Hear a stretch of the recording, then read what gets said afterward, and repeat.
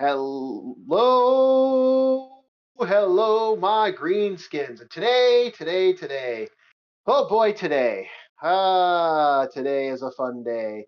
Today is going to be an enjoyable day. We have so much to do today. Boy, howdy, do we have a lot to do today, which I wasn't expecting to do so much, but today is going to be one of those days. And today we have with us a Bob the Marauder. Say hi, Bob. Hello, it is I, Bob. I don't have a fancy title other than Marauder. I'm working for that fancy title. Don't get me wrong, but not quite there yet. Hopefully the sound's coming in. 1 second, I'm going to be doing a quick sound check. Testing. Yes, we are. We are good. Okay, we are good. We are loud. We are loud. We are very, very, very loud, which is I think my default state in life and existence is loud. And yes, today's going to be fun. I'm going to get you a suppressor. Put a suppressor over your mouth. So today we're going to have some fun today. I have to do something quick here. But we got a couple things we're going to be doing today. We're going to be doing a quick preview of a YouTuber. We're going to be watching another YouTuber. I'm going to quickly check Steam and see if He-Man didn't come out today. No He-Man. If you wonder why everything went, what? Wait, Belmont, Castlevania skirt. View page. Okay, view page. Is this pre-order or is this actually out? Oh, pre-order. Never mind. I will ignore that and we'll put the cat back up. Okay, yeah. There we go. So today we're going to be talking about a couple things. Something a little sad, something a little fun, and then we're going to do some previews, some reviews, and have a good time. And I'm going to play some Breath of Fire, and who knows, maybe I'll play an extra game as before Breath of Fire. You know how it goes on this channel. We like to do a little bit of A, a little bit of B, a little bit of C. So first off, let's get started today. We're going to be looking at a channel. Support this channel if you can. Give some links. If you want D&D lore, and this guy's been doing one of the greatest heroes of Dungeons & Dragons for some time. His name is Dritz. This is a famous drow. I'm actually I'm tempted to play some what's it called today, but I don't have it on this computer. So that's on the other computer. Some Baldur's Gate Dark Alliance. But I'm tempted to play some D&D arcade game, just to welcome to the D&D world, just to kind of offset that. But tonight we're going to be watching a little interview of a little preview of his video. I got permission to do a little preview, so let's go to it. Hopefully this works out. Yeah, no, it's being a fuss. It's being a fuss. It's fussing me now. There it is. Okay, it's not fussing me anymore. 10 years have passed. All right, boys. And you let survived. us get started. All right. I'm just giving it a couple seconds. We're only going to the 5-minute mark. So just giving you guys a heads up, we're only giving you a little taste, a little sample. Please watch this whole video. This guy deserves a lot of stuff. He's been doing some good stuff, and it's enjoyable to watch this guy do what he does. All right, I'm hitting play now. 5, 4, 3, 2, 1. Where no one should have. The Underdark did not kill you. It changed you. Here, you are not the second boy of the 9th house of Menzoberranzan. You are just the hunter. Everything has narrowed to a single instinct. Stay alive. You move through the tunnels without a sound, reading the dark the way others read words, choosing when to wait, when to strike. Hesitation is the only mistake that remains, and today you cannot afford it. Something entered your domain, and the hunter does not allow trespass. From above, you watch what remains of your Rothe herd. 2 lie dead, 1 stands petrified, and the rest have That herd is your lifeline, your primary source of food, and you cannot afford to lose it. Still, you do not rush in. Your mind quickly sifts through the training you acquired as a noble in Menzoberranzan. A Medusa? No, there are no weapon punctures, no arrow wounds, and no signs of poison. The foul gaze of a basilisk, perhaps a drifting beholder, or a rampaging gorgon. From this distance, you cannot be sure, and you are not willing to surrender your high ground to find out. You rise and melt back into the upper shadows, stalking along the stone ceiling as you search carefully for more traces of this invader.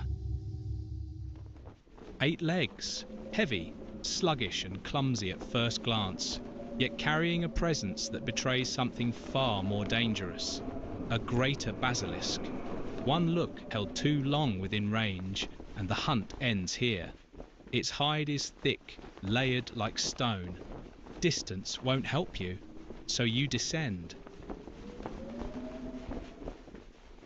A quiet incantation lifts the weight from your body as you drift from the upper stone, circling behind it while it feeds, closing the distance with patience until the moment presents itself.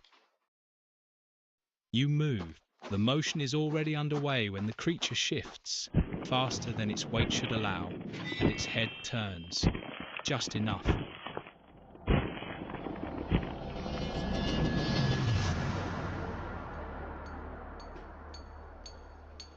Zaknafein, Father, I don't understand. But you will. In time. In Menzoberranzan, you kill or be killed. We could leave. And go where? The Underdark. No one, even a weapon master, would live long enough out in the caverns. The surface? To face the painful inferno. Every day? No, son. We are trapped here. Forever.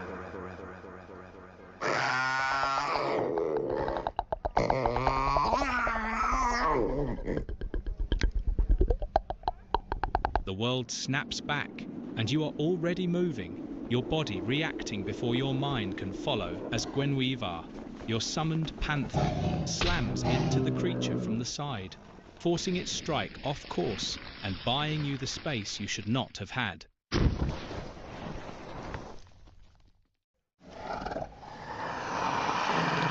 There is no time to rebuild the plan, no distance left for precision.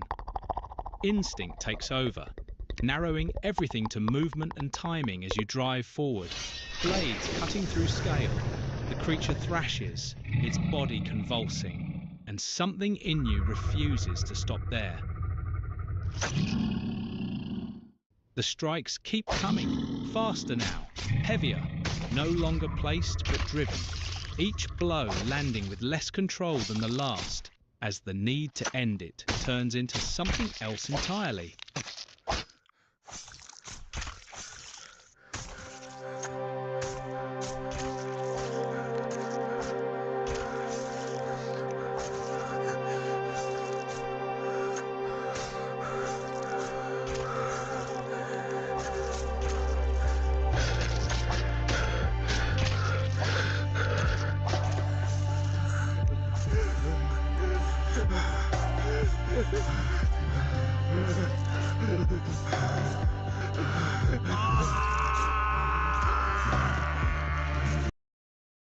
And that's where we're previewing. That's where the preview ends. I'm sorry, guys. I believe in supporting this guy's work. I believe he is doing amazing work. This guy went from damn near nothing to 22,000K. So you know what? This guy deserves support. Give him support. Help this guy out. Let's get those views up, because, like, he gets a little bit of views and then he's like, a little bit less, a little bit A, a little B. This is inspired by the book of the Exalted by R.A. So this is actually a very good book, by the way, for those that don't know. I don't know if you guys are seeing this at all, but I think you are. This is really well done, and I think this guy deserves a little more love and a little more hitting stuff. Like this definitely deserves a lot more than just 400 something likes. Like this guy should be getting way more likes and way more views. So please go check this guy out.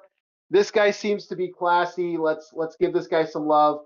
And I'm going to stop it here. Thank you so much, Ember TV, for letting us do a quick preview. I hope he likes this. If he likes what he's, hopefully, maybe next time he'll send me a little quick shot so I can put it on the channel later. That would be great. I really would love that. But thank you so much. Again, I do usually I'm going to be sending him a link right now to that very video just to kind of give him some love. What was your thoughts on this actual video? Did you like what you saw? Did you think it was What was your thoughts? +3 shield of reflect gaze. Oh, okay. That's a reference to one of the equipment that Bob had, and we ran into what is it, like a reanimated taxidermied basilisk? Yeah, Yeah. And I was yeah. like, I wonder if it can resist its own gaze. Well, let's try it out. And it turns to stone. I was like, okay, job done. But I understand that Well, you probably didn't have one of those laying around, and honestly, having all your stars aligned to have the one item that works perfectly in a situation, that's pretty rare. yeah. But all around, it was interesting. I always do like animated stories like that. It had a flow, it had a process, and it even gave reason to it's like why you were going out on this excursion. It's like, yeah, you have a predator going after your livestock. Understandable stuff. Yep. Yeah, he did. Yeah, it was an interesting. This gets spicy that way. And it's a good tale. Hopefully that worked. Sometimes I've done that a couple times where I've accidentally sent the wrong podcast. I've had that happen a couple times. So yeah, I'm going to stop it right there because this is part 3 of a saga he did with this, and I think it's a really cool saga, and I think it deserves more love. So definitely give this guy a like on the matter. Good stuff. Next, unfortunately, we go from good stuff going on to something rather sad. Now, unfortunately, I don't know if you know who the Space Quest historian. Give him a like, by the way. Subscribe to this guy if you can. Space Quest historian is a guy who's been doing a lot of point and click games, and he does like retrospectives. He does a lot of stuff. He's been part of the point and click community. Oh, kind of This like guy, yeah, Monkey Island, if I'm not mistaken. yes, Monkey Island, Space Quest, for example, Hero Quest. I think he's done almost all the Hero Quests now. I think. He's working on the Tex Murphy. He just did the Black Dahlia, and recently he did Fate of Atlantis. Now, what just happened was kind of bad. Unfortunately, a YouTuber, there's some beef going here, and I don't know why there's beef. It's kind of a weird thing to do. Again, I've always said, and I'll say it again. I don't understand okay, I get like certain people like Hassan Piker and others that we've talked about on here that they act like complete fucking asshats, and I can understand why people don't like them and all this type of stuff. Okay, fine. This I don't I don't get the idea of this. Like this isn't new that people have been borrowing off each other and using their content to make something transformative, right? This isn't new. Yeah. So I don't understand why this was a problem. But we're going to let him talk about it because I believe we need to know his words in its entirety. If you have something to say or interject, please give me a heads up and I will pause it. All right, let's go. And how's everyone doing? How's everyone's days Hit been? play. I've been good. No, actually, I've been better. Yesterday, I woke up to an email from YouTube saying that my Fate of Atlantis video had gotten copyright struck. And not only does that mean the video was now removed, but I also had a copyright strike on my channel. As you know, that is a fairly serious matter. 3 of those and you're I'm out. sorry. And I'd already gone through this dog and pony show with the rednecks video, which still lingers uncomfortably in my mind. So I was not terribly thrilled that I'd once again have to go through this process. And when I went to look to see what the offending material might be, I was fairly surprised. Now, I was sure it would have been something along the lines of, well, I used a couple of silent clips from the movies themselves, but no, Lucasfilm did not object to it. We used some snippets of the Indiana Jones March, the Raiders March, as it's called, by John Williams. MIDI version, obviously, but still recognizable. I thought maybe there was a content match for the music. And that wasn't it either. No, it turns out that the copyright claimant was this guy, the Smoking Phantom, a fellow YouTuber who got very upset that I used count them, 2 seconds of his video wherein he plays Fate of Atlantis.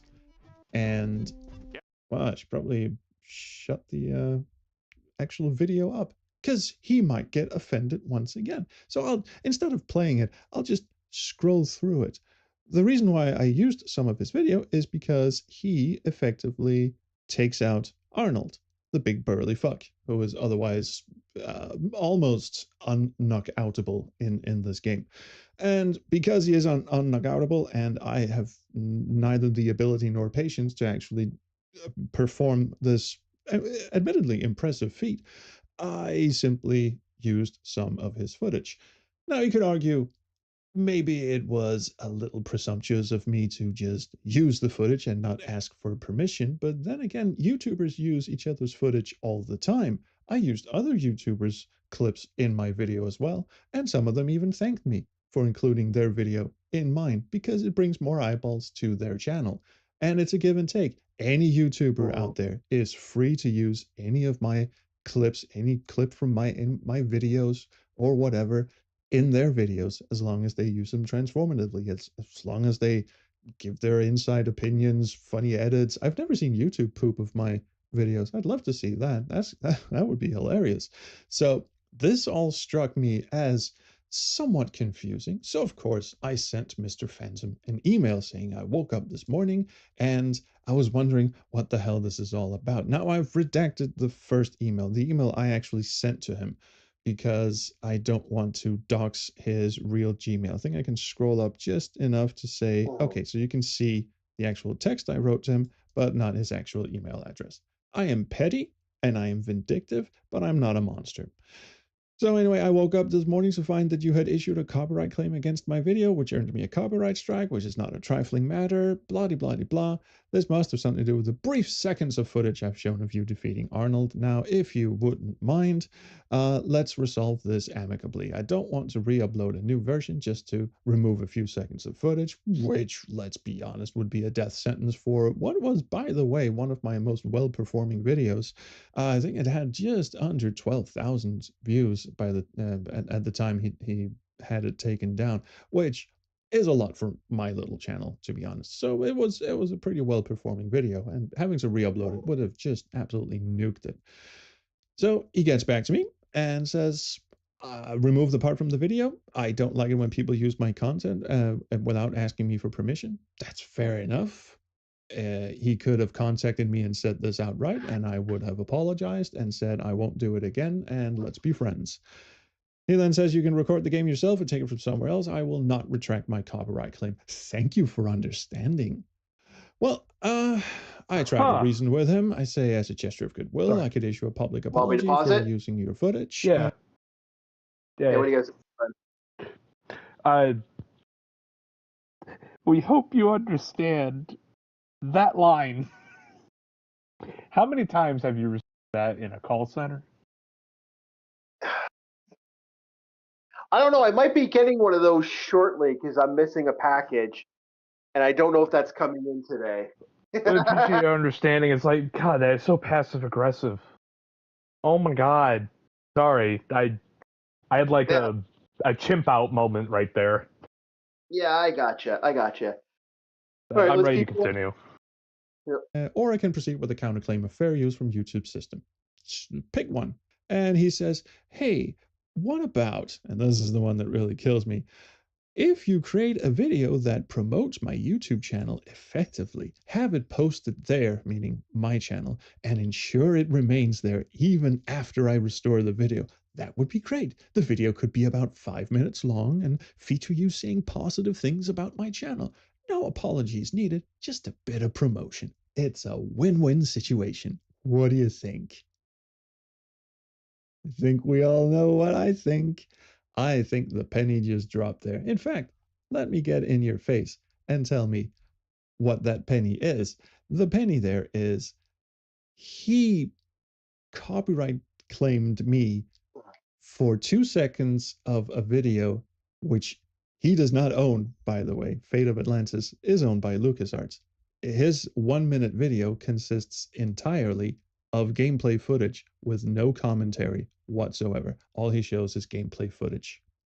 So I'll bet what happened, if I were to put on my little thinking cap, is he saw his video being credited and a link posted in my video description, so he knows it's there, claimed it for copyright because he's pretty sure that he can extort me into providing him with some free advertisement for his channel, which, as you can see, is almost entirely walkthroughs, no commentary of games, which is not copyrighted.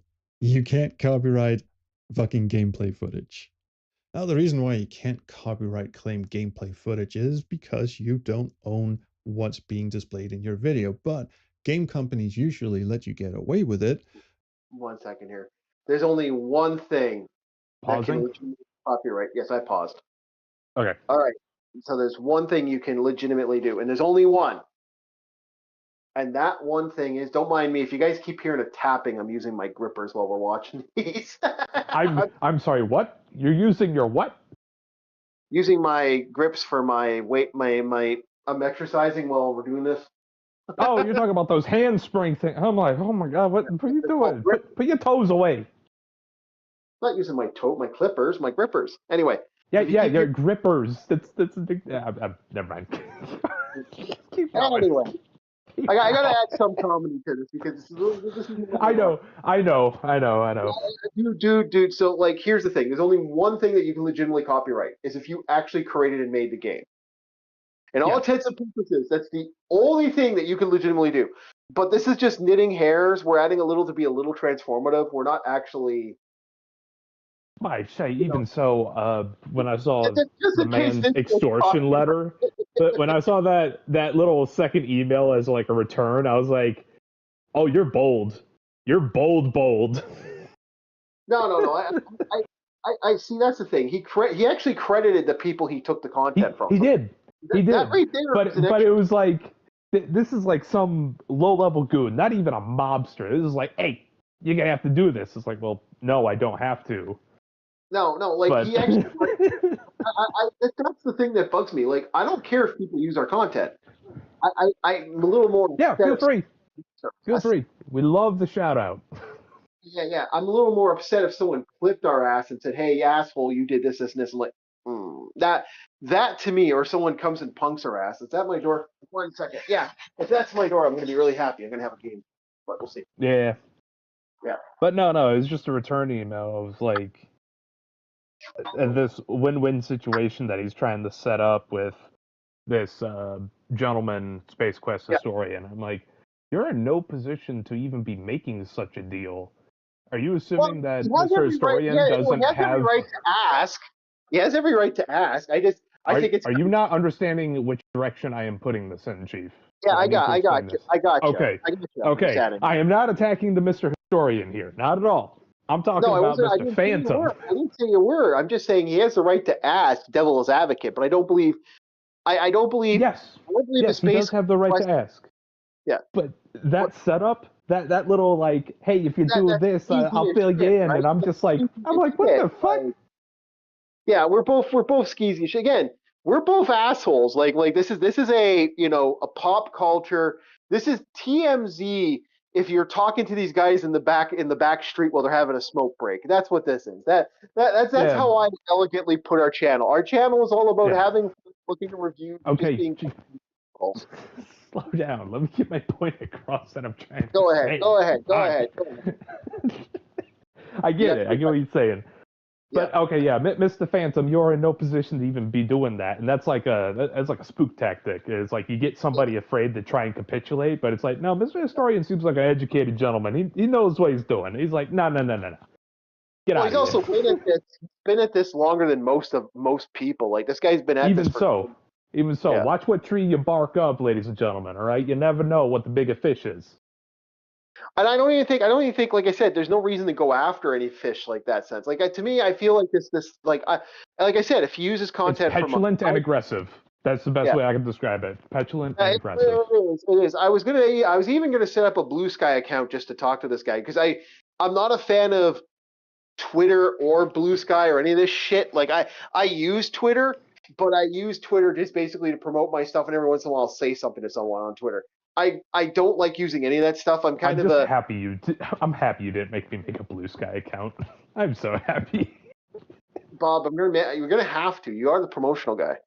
I know, but it's like, guy, really? At that point, I'm just gonna go with like an alter ego and not even have my original email in that because Blue Sky is that's a Yeah. wasteland. I don't hate Blue. No, you know what? Blue Sky isn't bad. I don't hate most services. I just don't. I use what I need to Oh use. no, it's not the service itself. No. It's the individuals upon such a service. Yeah, I think personally, yeah. Well, dude, I think the same thing of the people on X too. I hate all these services in Hey, general. at least they're actively aware and they shit talk each other. Blue Sky, you should talk one person, they execute you on the spot. Yeah, I guess I can see what you're saying, but yeah, no, I've had like Facebook. I've had Facebook bullshit too. I hope, like I said, people I think, like I said, I don't think Space Quest was like, at least on my personal opinion, I don't think he did anything wrong. I think he's trying to do this right. So anyway, let us get to the video here and let us keep going. I think we're on the same page, but carrying on. Yeah. Okay, yeah, we're making this transformative a little bit. Because go ahead. you are essentially Play. advertising their product, or you're bringing attention to a long forgotten product, which is the case for most of my videos. And if LucasArts, for some reason, saw Phantom's video and decided they wanted to take it down due to copyright, they would be within their right. The elements in his video are theirs. It's their game, it's their graphics, it's their sound, it's their music, it's their voice acting, it's everything. He didn't transform it at all. However, I did.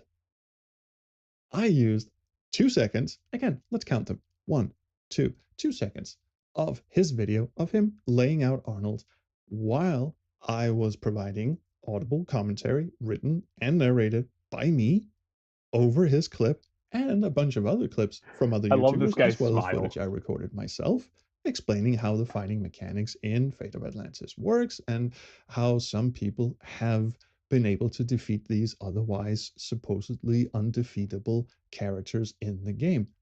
If you think about it, I was even throwing him a nice bone, and crucially, not only did I credit him in the video itself, but also in the video description. Yes, I did fail to ask for permission first, and yes, technically, crediting him is not a way to skate around copyright. Even if it just put footage by someone, that doesn't mean that I have somehow avoided copyright.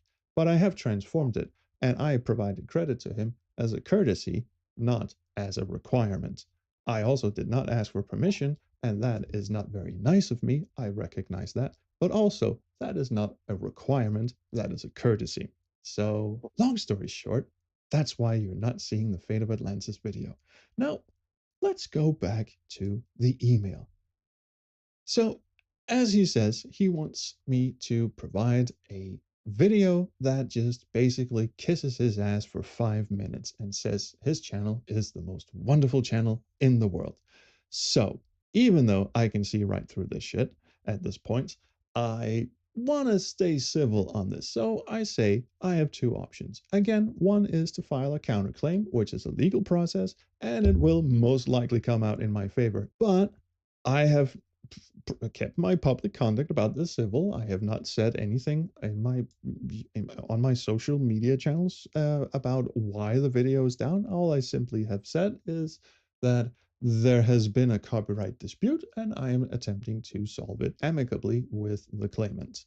So my second option is I will create a video where I speak positively about your channel and I won't speak publicly about why my video was temporarily taken down or name you specifically. I would make a video that talks broadly about misuse of YouTube's copyright system for people who play games on the platform.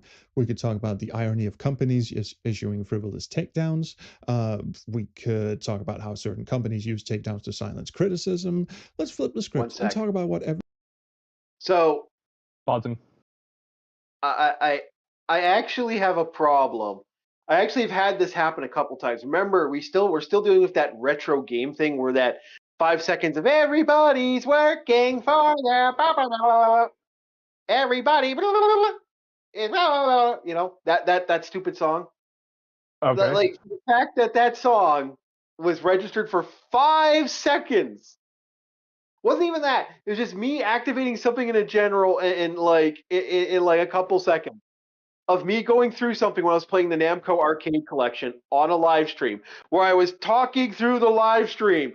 I legitimately are like, oh, this fucking thing I already got a claimant on it. I might actually have to delete that morning stream because it won't disappear. I've tried changing the music out. It doesn't want to do it. So I'm like, fuck. So luckily it's the last 5 minutes of that video, so I could probably get away with just going click. So I know what he means when he says, because I get copyright hits, I get copyright pops every once in a while. I get copyrighted quite a lot on the channel just for 5 seconds. We got that for when I did the Chronos Trigger stream. I got nailed 6 times. Damn. And I'm like, I know, right? Like, fuck, we're not big enough to actually legitimately cover stuff. So a part of this, I know what he means when he says this. I go through this sometimes. It's like the misuse of YouTube's copyright system, yeah. Yeah, it is. It really is, because the entire time I'm not just sitting there being quiet. I believe through a lot of that, we were talking about, like, you know, what movie here and what movie there and what game here and what game there. Like, we were going through a huge game list of stuff that we were legitimately talking about. And we were talking about different stuff. Like, for example, I believe we were talking about the one that we got the copyright on for the beginning music, that do do do do do do do do do, that stupid that like that little music, that little sting got us hit every fucking time. Wow. Yeah. Yeah. And I was like, but the thing is like I'm willing to like change stuff to fix stuff and remove stuff. But I'm like, sometimes it doesn't work. When it doesn't work, that really sucks. So yeah, I wouldn't mind people talking about that more, because that is weird that I get hit like that. Because I'm not even making, like, I can understand, like, for someone like him, he's a bigger channel. He's making money off this. We're not. We're hoping one day, maybe in the future, but like, you know, to turn this hobby into an actual like thing would be nice. But you know, he actually is. I'm still trying to figure out if the Phantom guy is trying to be like a loan shark. Like I'm seeing this like noir plot unfold right now, and once again, Mr. Space Quest historian, I love your smile. Yeah. Like when he said Lucasfilms can do that, it's like that smile with that finger point, that was golden. I like that. Yeah. Okay. Let's keep going. Everyone else on the platform can agree on that YouTube's copyright system is broken, and that people like you and me should be allowed to speak our minds, or in your case, simply provide positive exposure to games that may have been long forgotten. I could write a video like that. I've talked about YouTube's broken copyright system in the past, in fact, fairly recently, thanks Rednecks. And I could certainly make a video like that, and then I would show his channel front page in my video as an example of a channel that provides positive exposure to games that may have been long forgotten. And then I offered to send him a script that he could look at before I created the video. And he says, yeah, sure, as long as you make it well in the sense that it doesn't put me in a bad light, I would say that's fine. Looking forward to the script. And I go, okay, well, the matter is solved. So I send him, I give you my word that I will do the following. I will write a script. I will send you the script so you can give the opportunity to look it over and request changes. I didn't say I'd listen, but I did say he could request them. I will post the video to my main channel. I will never use footage from your channel in my videos ever again. And I will not speak disparagingly about you on my channel or public social media profiles or name you as the reason for my video's takedown. But I must ask you that you give me your legally binding word that you will retract your copyright claim and restore my video immediately upon agreeing to these terms, not until you see the script, not until you see the video, immediately today. You will never copyright claim any of my videos ever again, past and future, because I won't be using your footage anyway. Future shouldn't be a problem. And 3, you will never create any videos, public posts, or other content disparaging my channel, my content, or my attempts to resolve this matter in a civil manner, because I have now licked your ass. In turn, you should refrain from putting mine on display. I say I've been more than reasonable in this matter, and adding, of course, don't think I don't realize that you're essentially blackmailing me for free advertisement for your channel. And a long time passes. Let's see, that was 1 day ago. And then at the end of yesterday, I said, all right, it's near the end of the day. You haven't responded. You would respond within like 10 or 15 minutes in the prior conversation. But once I laid out all of these nice little bullet points here, all of a sudden he went very, very quiet. So I wrote him an email and said, since it's the end of the day and you haven't responded, I'm going to ask you to reply by the end of tomorrow, the day I'm recording this video. If you do not accept my proposal by then, I will proceed with a legal counterclaim via YouTube, which is a legal action, which means that if he wants to dispute my counterclaim, he will have to sue me. And I will also make it very clear to everyone why my video was taken down, which is what you're watching right now. And I am more than prepared to go scorched earth if that's what you prefer, which is again what this video is. Went to sleep, woke up, didn't see a response. In the meantime, someone on my Discord had said, you know what, YouTube has this function where you can just like trim a video, like trim bits out of it in the middle, but it doesn't work on videos that have been unlisted or videos that have been removed. You can't edit something that's been taken off of YouTube. But regardless, I emailed him, good morning. We might have a third solution that we haven't considered.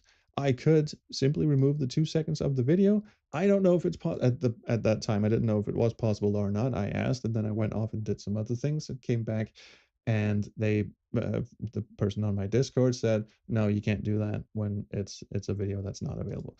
But anyway, I'm out most of the day. I will look into it when I get home. If I simply cut out the 2 seconds from the video and then keep the upload views and comments, would that be an acceptable solution? Again, I figured at least that might get a positive response and we wouldn't have to do this whole song and dance with the YouTube video and the script and all of that bullshit. But as you can see, 10 hours passed. That was 11 hours ago, and now it's 1 hour ago where I sent him the email where it says, it is now the end of the day, and you have not yet responded. So I hereby retract my proposed deal and declare it null and void. I will not produce any video on your behalf, nor will I be obligated to keep your involvement out of the public. And believe me, it will be very public. And now it is. So I have indeed moved forward with a legal counterclaim and submitted that to YouTube an hour ago, ending with, we could have worked this out, you chose not to. And that is indeed why we are making this video and why you cannot watch my Fate of Atlantis video on YouTube currently. It is because of 2 seconds from a sufficiently butthurt fellow YouTuber who issued a copyright takedown for footage that he doesn't own the copyright to.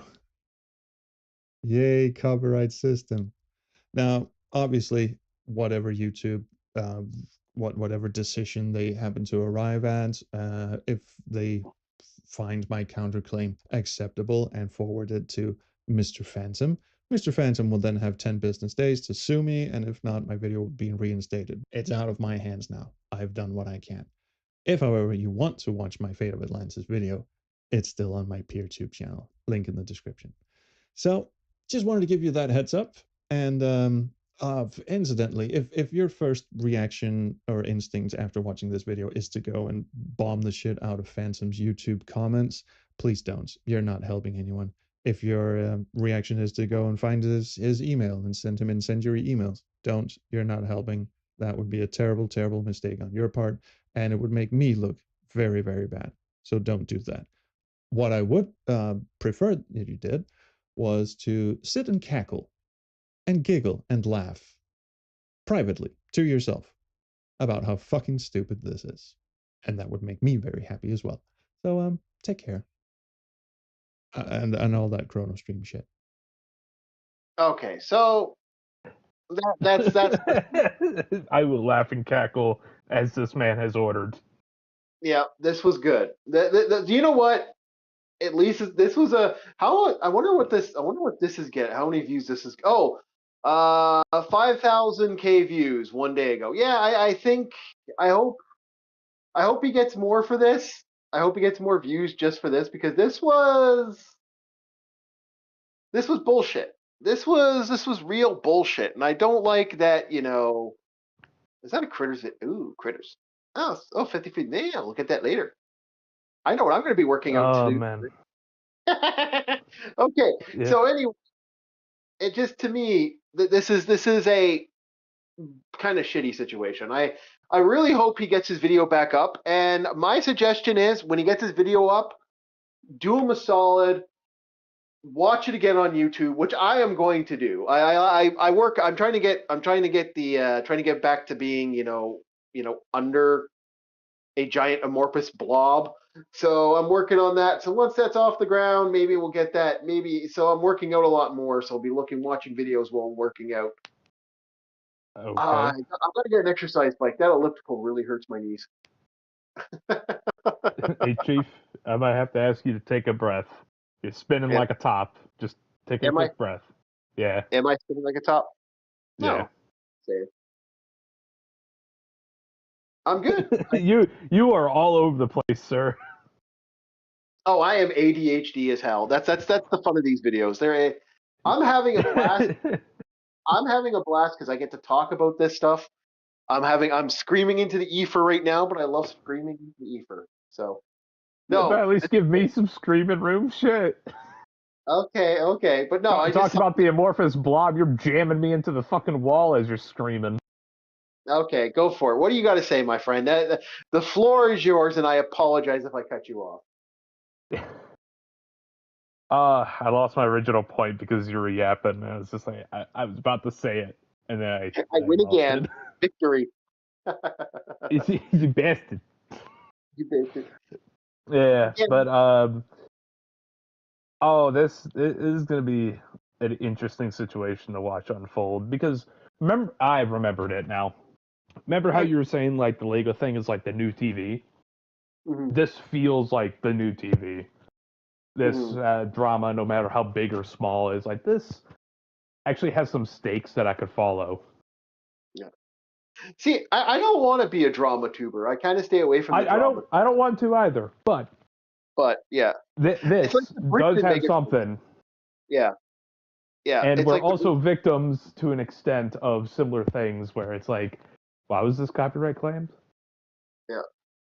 Oh yeah, and I hope this doesn't, like I said, we're not do not attack the other guy in this situation. There's no reason to this is all kind of resolved at this point. Whatever happens. Yeah. I hope he just drops as the man said, laugh and cackle to yourself. Exactly. There's nothing to do. It's how it works, Again, we do use videos. Like again, I'm going to be using the Indie Game Hub again to do these. I always say, please look up the Indie Game Hub. They're awesome. There's a lot of stuff on there in the background. I don't know what's going on. But yeah, use these guys. These guys are awesome for what they do. I'm always about, you see where I'm getting these from. Please have a look at them. Please look at their content. Please, shout them out. Support them.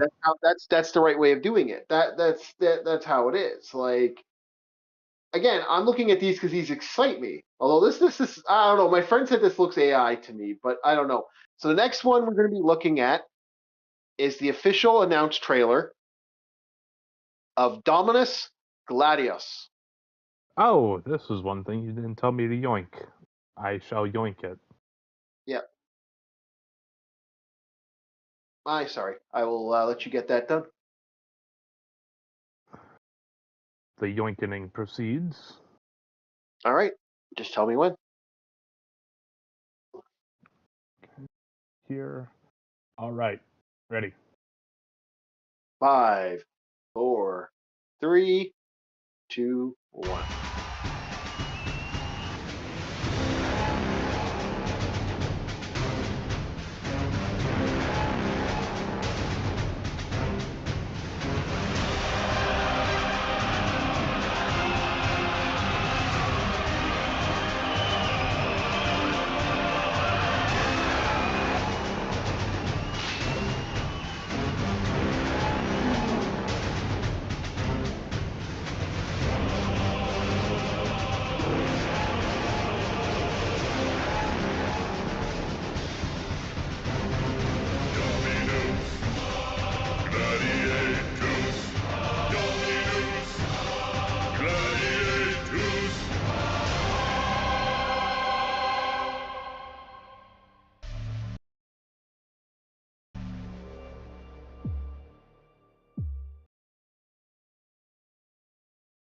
Alrighty.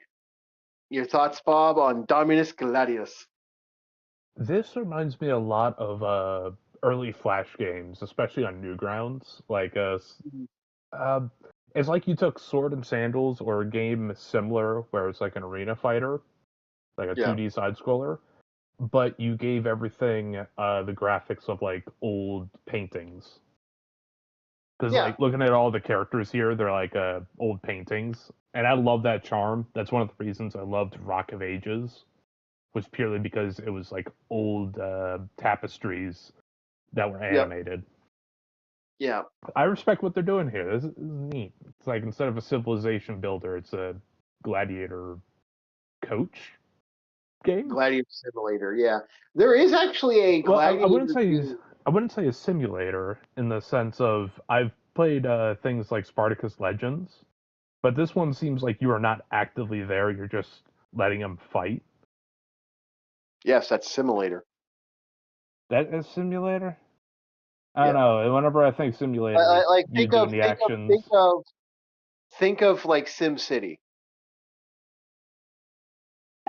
Okay. Yeah, you win. I don't know. It's just for some reason when I think simulator games, I think of like Arma. Shut up for a second. Goddamn. Go ahead. Usually when I think simulator games, I'm thinking of like Arma, like Mill Sims, because you're actively there. But okay, I see what you're saying with the what did I lose the word? Simulator game. Yeah.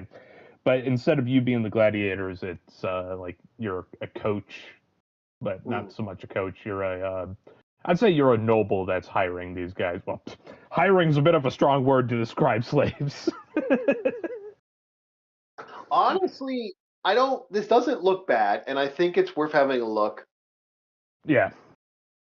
There actually is a game similar to this on the GameCube, and what was it named? Gladius, I believe it's called. You basically start a gladiator arena, and you got to run around doing stuff, and you got to fight different gladiators and shit, and different arenas and stuff. Have you heard of Spartacus Legends?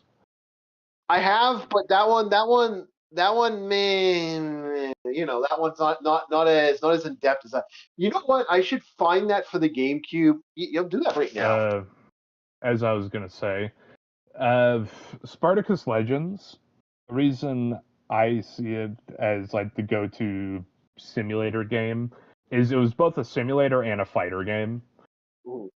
So not only will you hire guys on and equip them and train them, but similar to like the MMA games where you make a fighter and you train them up for different things, it was similar to that with gladiators, except instead of it being like just increased strength or increased durability, it would also tap into the different weapons, like what weapon was your gladiator using, and then he'll train with that, because they had specialized in like the longsword, but in this case it was the falx. They had the dual daggers guy, but it was still a little bit of fantasy. But whenever an actual fight went down, you controlled your gladiator. It's like you got your kicks, your punches, you have your swings, light swing, heavy swing, things like that. So it was a 2D fighting game along with the simulation. That's what I liked about Spartacus Legends. But like all great things that are reliant upon a server, the servers went down because, well, I guess nobody was playing it, but I enjoyed the game for what it was. it felt unique. Yeah, sure, it was based off the Spartacus TV show, but I didn't care about it. It was just like, I don't care about the TV show. This game's actually kind of cool. The only thing it's missing is like get a Trident guide. Actually, I think they had a Trident guide, but all they're missing is like a Skeezer. Yeah, get the Secutor and let me use the Skeezer and Gladius, and I'd be all over. Go ahead. Yeah. What you just described is there's a couple games like that. There's a couple Gladiator games out there that are similar to that. There was a time when Gladiator games were all over the place. Like it was something that you legitimately would see a lot of. All right, next is Engine of Sin announcement. Yeah, this one. I got to grab it. Check out Swimming Scorpions. That is their trailer. Check it out. They'll probably have other content, hopefully. And we're almost done for the content. Then we're going to be moving on to the next step, which will be our reviews. All right. 5, 4, 3, 2, 1. 1. Go.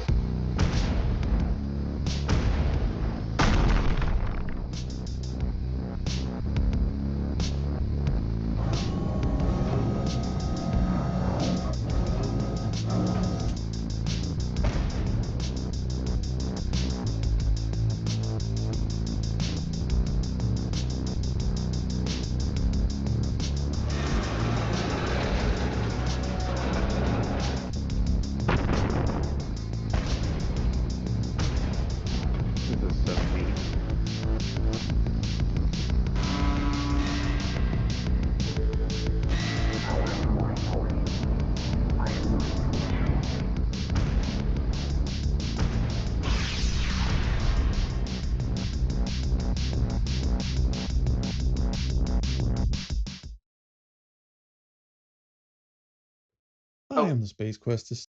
Sorry about that. It basically decided to do that, but we're going to do that. And we're going to bring back the cat. Meow. I am curious. Yes.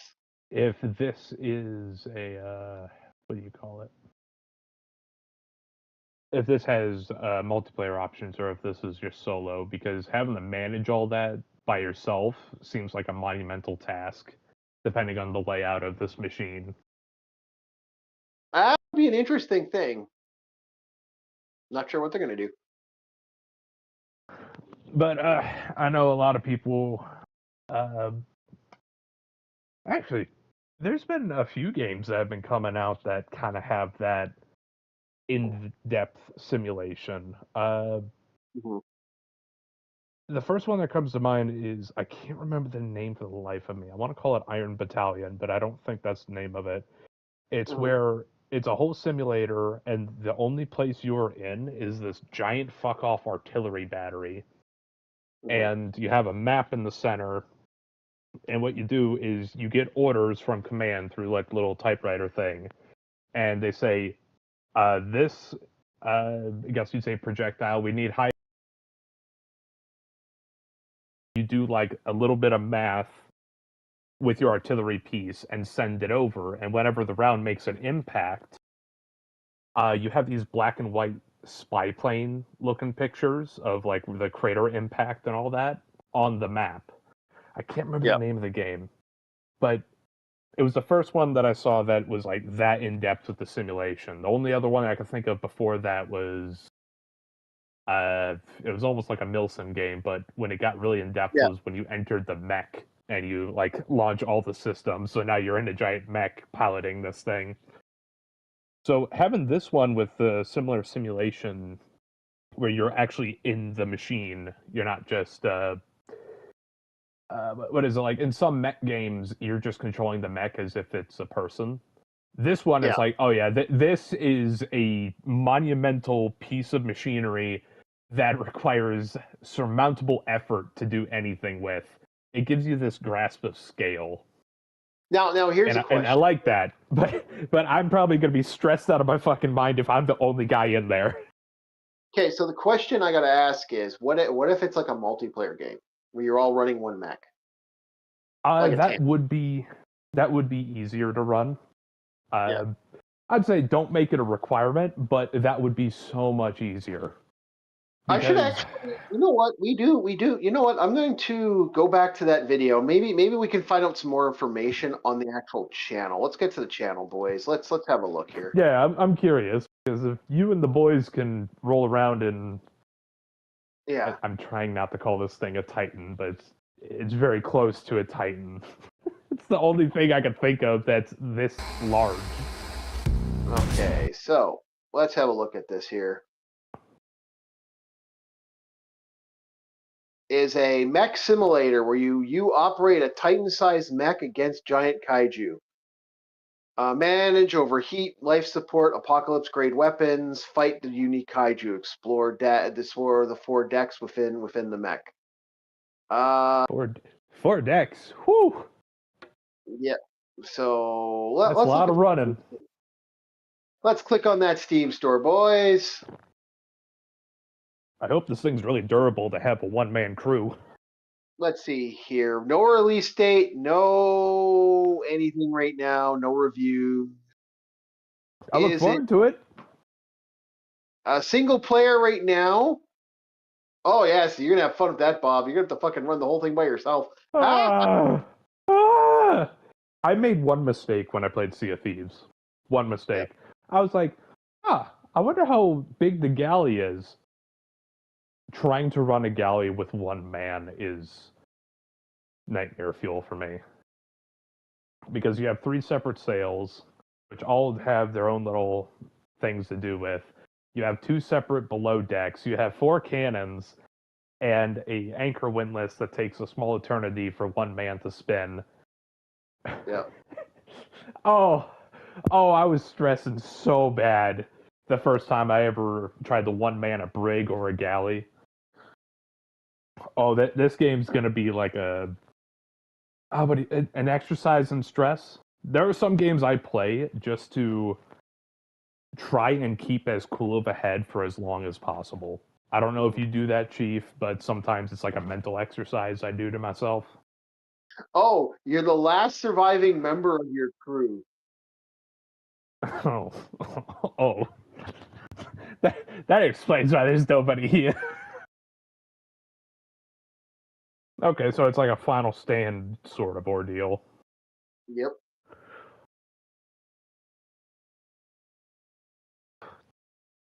You know, I've been looking for if there's any indie developers out there. There was a specific game. If it does exist, please tell me. I've talked this up with the lads, you know, the friends group that has a guy you and I know, Chief. Yeah. I've been looking for a simulator game that is, we are in a bomber, like World War II era bomber, and each person in the plane has a specific job. Now, granted, you can pick and choose and swap between them freely, but you know, you got your gunners, you have your bombardier, you have your pilot, you have your co-pilot. Wasn't that one of the Battlefield games? Nope. Battlefield didn't have that. They had seat slots.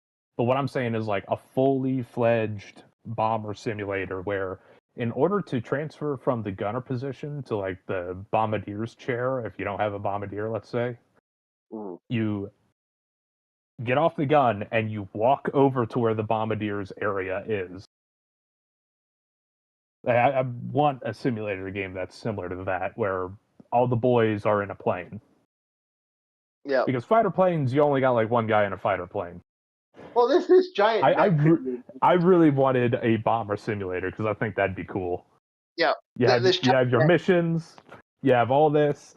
You got to avoid enemy fighters, anti-aircraft, all this stuff, and you're with your boys. Yeah. Well, there was a tank game I remember. Red October. Wasn't Red October. It was a tank game where you play I think it was one of the Panzer games. Panzer General. It was one of the simulator games, but you could have up to 4 people in it. So you have one guy be the gunner, one guy driving the tank, one guy Red loading Orchestra, not Red October. It's Red Orchestra.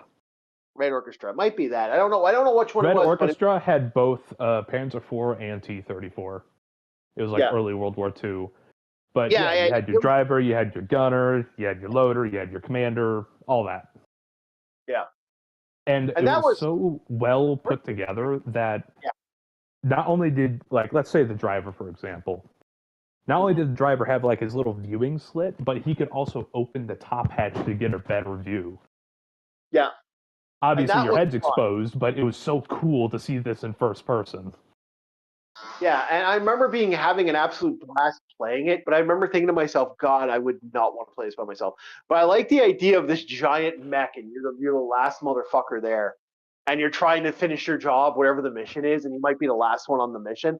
That is a Probably the last one alive. Yeah. Last human alive. The last one. You could be the last line of defense, and you're going in there just to fucking finish the mission, whatever the mission is. It could be a suicide mission for all you know. And you're going in there. There's another game like that. There's a game where you run a train. Oh, fuck. What's the name of it now? The whole game's a simulator of you running this train into location to location to location. And you legitimately spend the entire game trying to get home to your wife and daughter. Does this one have you go through different realities? Kinda. I know of a game, I can't remember the name, where you are pretty much conducting this little shunter car that can power itself.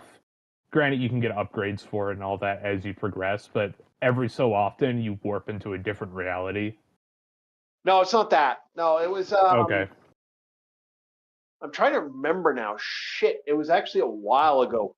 Actually, you don't warp into a different reality. You're in the void. And sometimes there's supplies floating out, and you have to like grab them with like a rope and hook and stuff, and pull them in. No. It's more of like a zombie game. You travel into different locations, and you're riding this train, and the train is actually something. I can't remember the name of it. It was a horror. It was a loose horror game, and you're going through, and shit gets worse and worse and worse as you travel. There are locations in the game where you're like, oh yeah, you're dropping off one little side mission. Oh, you're just doing a small little mission. And then like halfway through, like fucking shit starts warping on you. You're like, oh, fuck. You know, you're kind of okay. Yeah. It's one of those where it's like you get this big A, B, C, and it's really scary. I remember being generally concerned by what was about to hit you. Yeah. I've recently had this fad with simulator games. I've been really enjoying them. Granted, some of them can be absolute stress-inducing nightmares. Like Sea of Thieves may seem like a family game. That shit's fucking stress-inducing. You're coming home with a bunch of loot, and the last thing you want to show up is like a megalodon. It's just like, fuck! Don't forget the cows, Bob. The cows? The cows, Stardew. You didn't get to the cows not related to what I'm talking about, but yeah, it's having that level of stress, just like, fuck! I have everything, and now I'm being attacked by a galley. Oh, look, a megalodon showed up. Fuck. But the fun thing that a friend of mine had a fun thing in Sea and Thieves. He was talking about it recently. He had it where he was going down and he was sailing down, and the megalodon was chasing him, and then another ship showed up to attack him. And then the megalodon, because he passed the other ship, the megalodon attacked that ship. I was like, oh, that was shit. easy. I should tell you, the first maiden voyage of the Marauder, the ship I bought, named after Captain Bob's little ship. Yeah. On its first maiden voyage, I'm attacked by effectively a raid boss megalodon, the feared Red Maw. And I'm like, okay, I guess this is what we're doing today. It happens. First time I sailed her. It's like, hello! Well, first time you sailed her, last you almost sank her. Oh, that's the funny part. I got the commendation for killing Red Maw. Technically, I didn't kill Red Maw. I got them down to like a quarter health. Ran away, and then somebody else got the kill, but I still got the commendation because I did the most damage to it. I'll take it. I was like, fuck you, I'll take it. I heard Windrose is also really good, from what I've been hearing. I've been trying to get people to look into Windrose. Granted, most of the people I hang with aren't PC users, but still, any PC users that I run into and they're like, "Oh, you like Sea of Thieves? Check out Windrose." Yeah, that's what I keep hearing. Everyone keeps saying that's the one to go. Okay, so I guess we're going to get started on our reviews here. I'm going to use the washroom quickly, and then we can start. Give me a sec. Reviews or the versus battle? Both. Both. Oh.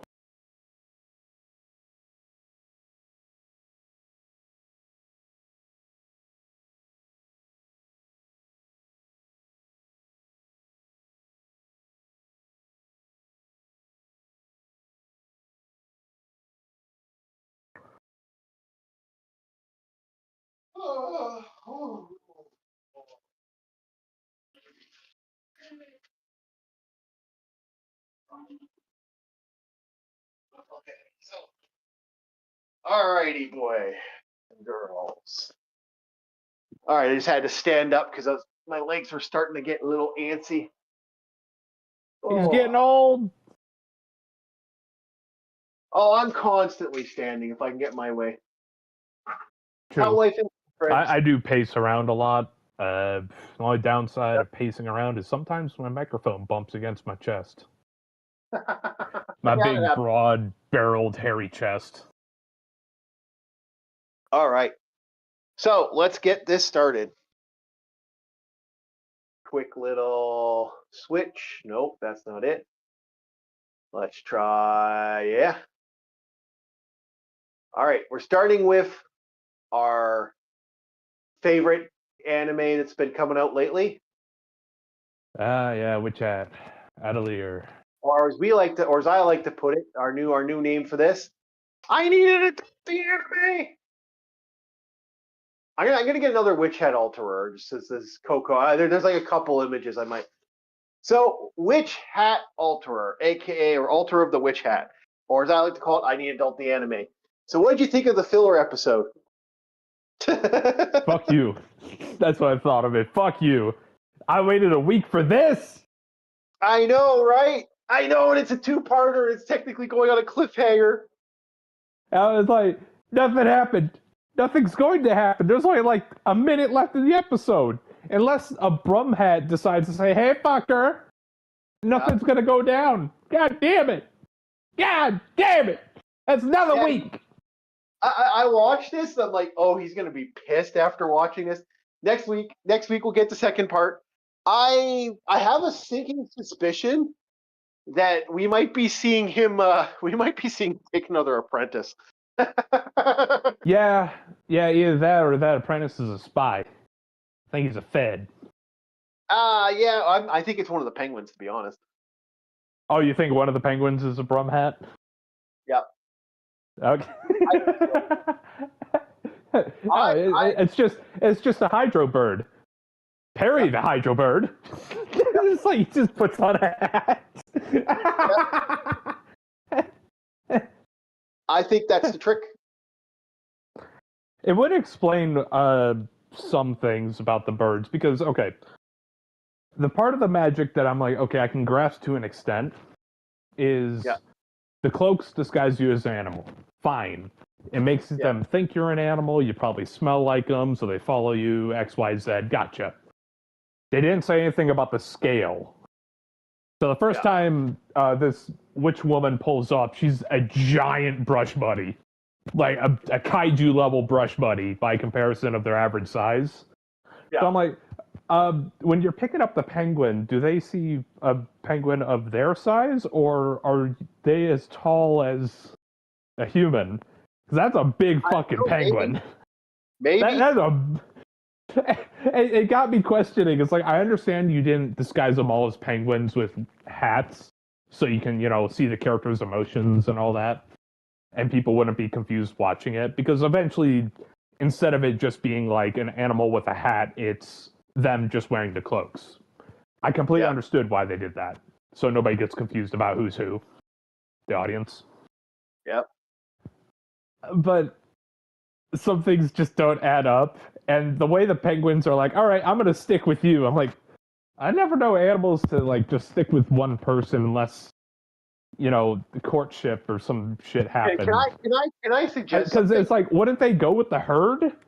And it's like, oh, those two people are laying back. I got to go with the herd. I think they're trained. Oh, you think the... Yeah, I think there's some level of loose training. Okay. Yeah. Yeah, I can see that. And then it's like, what is it, phrased in a way? It's like, oh yeah, humans haven't touched here for ages, and the animals are here all the time. Meanwhile, the animals are sticking with the people. Like, I understand the people probably look like a penguin, smell like a penguin, walk around like a penguin, if you're not hunting the penguins, it wasn't uncommon for the Galapagos where creatures would just walk right up to the fucking humans and go, "Hi." No. It's not that. It's not that, because it's just the willingness for them to stick next to them instead of, because the herd's moving. It's time for the herd to move. Anybody who stays behind dies. Move with the herd. But they're sticking next to them. That's the part that I'm like, I don't understand that from an animal mentality. Because anybody who strays behind or left behind when it comes to herd movements. It could be a pair situation where the penguins go in pairs functionally, and that's why they do this. It could be that. They better explain it after they get this trial done, or else I'm going to have some words. Especially if you give me nothing but a fucking filler episode.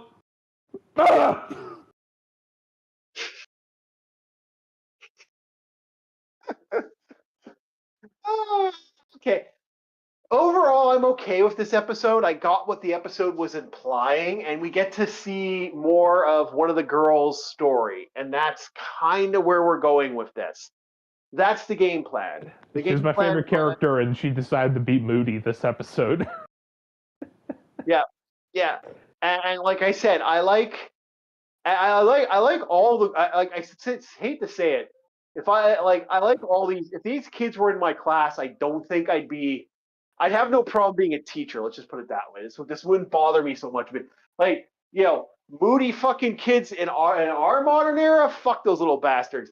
You're gonna take away my tablet? I'm gonna kill you.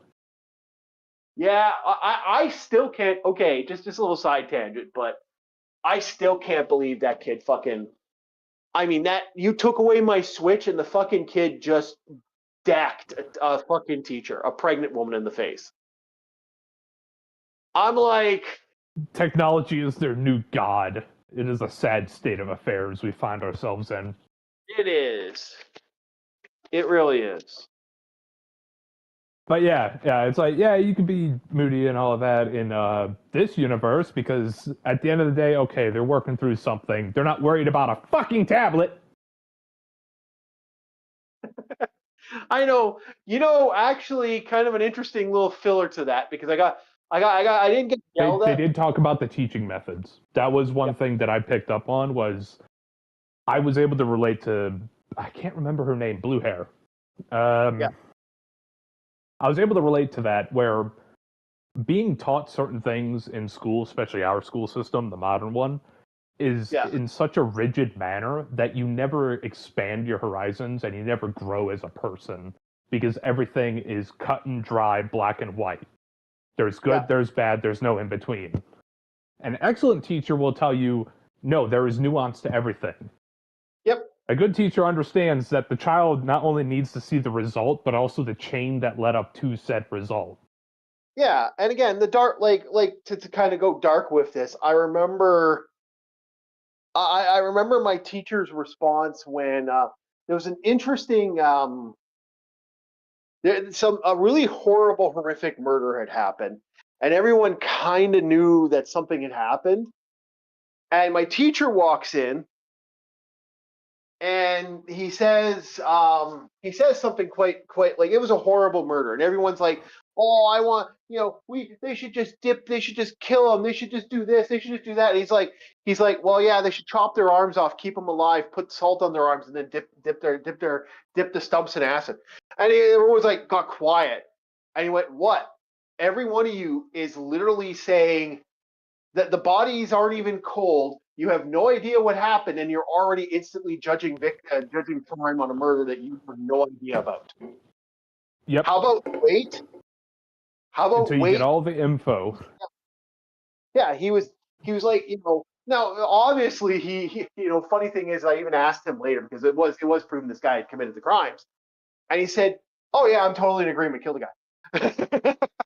But Yeah. he had his day in court. He had his day in court. But in that one instance, what if it wasn't the guy? You don't want to set an innocent guy to that sentence.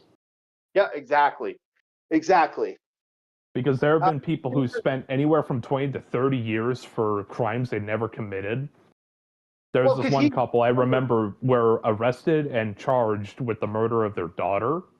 They didn't do it. Now imagine that. You're in the clink. This is your life now, and the light of your life has perished, and everybody thinks you did it. Yep. It's a horrible. Imagine what that does to somebody. Yeah, and that's the thing. Our teacher was very open about that stuff. Also, he was old school. Like this is a guy who lived through Mussolini's Italy. he saw it all through his childhood. He saw it all through spice. He saw it all through his childhood. He had a front row seat to some of the evils that was committed by a madman. And to say, the fact that he had family members absolute disappear. This guy was all about teaching you extra stuff.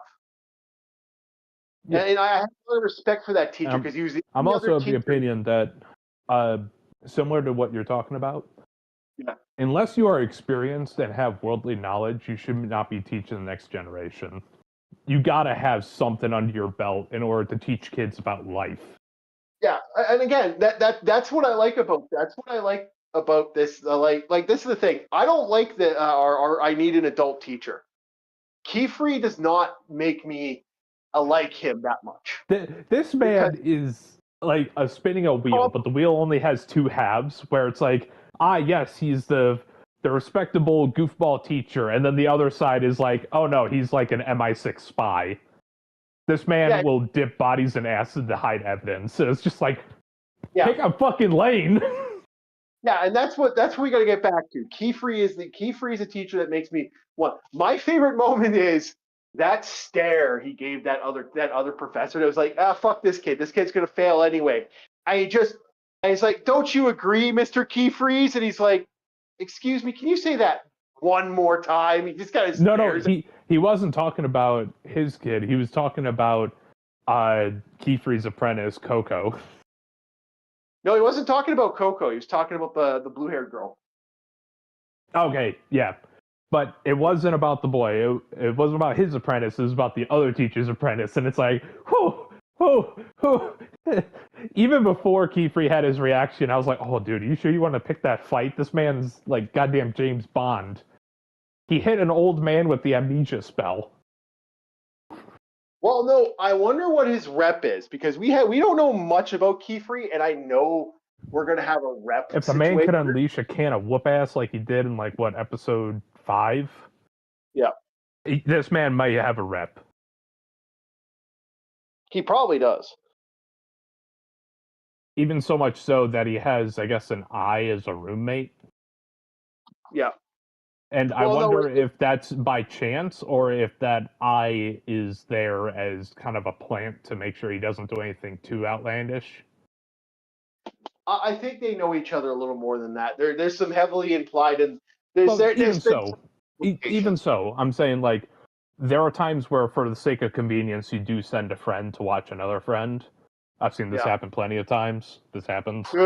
Exactly. And it's whatever the most convenient route. So if he is there as a friend, okay. But if he's there as a plant, it wouldn't surprise me either, because both work towards the same goal. Yep. So next on the docket, Are You Afraid of the Dark versus Goosebumps? Let me guess, Chief, when you were a kid, you dressed like the Midnight Society. Yeah. Oh God. Yeah. Yeah. Okay. How do you know a Canadian film company filmed it? Look how much denim is on the actors. Yep. Oh yeah. There was a lot. So I gotta say something about this. I've been on a kick for these shows for a while. I've been watching them on the side. Every once in a while, I like to watch stuff and get a good chuckle and have a good time. So I every once in a while I'll watch something where I'm like, it is kind of weird. We are reviewing something that would be better suited for October. No, because this is a start of a tournament. Oh, so are you saying like we're adding the tournaments together, and then Halloween's going to be like the main show, the big one? Thinking no, actually, I'm thinking what we're going to do is after this is done. I first of all, I like to put a little scare in summer always. My game plan is it's going to be this versus the couple series, and then we got a couple more verses coming up. We're going through horror right now because I'm on a horror kick. So next time it might be something else. Halloween, the game plan for Halloween is going to be doing the Goosebumps, is going to be reading the Goosebump books. Because you could literally get an audiobook of every Goosebumps books that's ever existed. If I'm not mistaken, I don't think they're copyright free, but they are on the cheaper side. Mostly because all you're paying for is for the parchment if you're to get a hardcover. Yeah, you could. Yeah, So, they're not quite 20 years out of date, but actually, that is a subject for another day. I want to look up when the copyright ends for Goosebumps. can I be honest? For both of these, you could legitimately pick these up tomorrow if I wanted to. I could go to my library and get a bunch of Goosebumps books. Also, oh, yeah. But I'm saying for like copyright purposes, just in case, I don't know.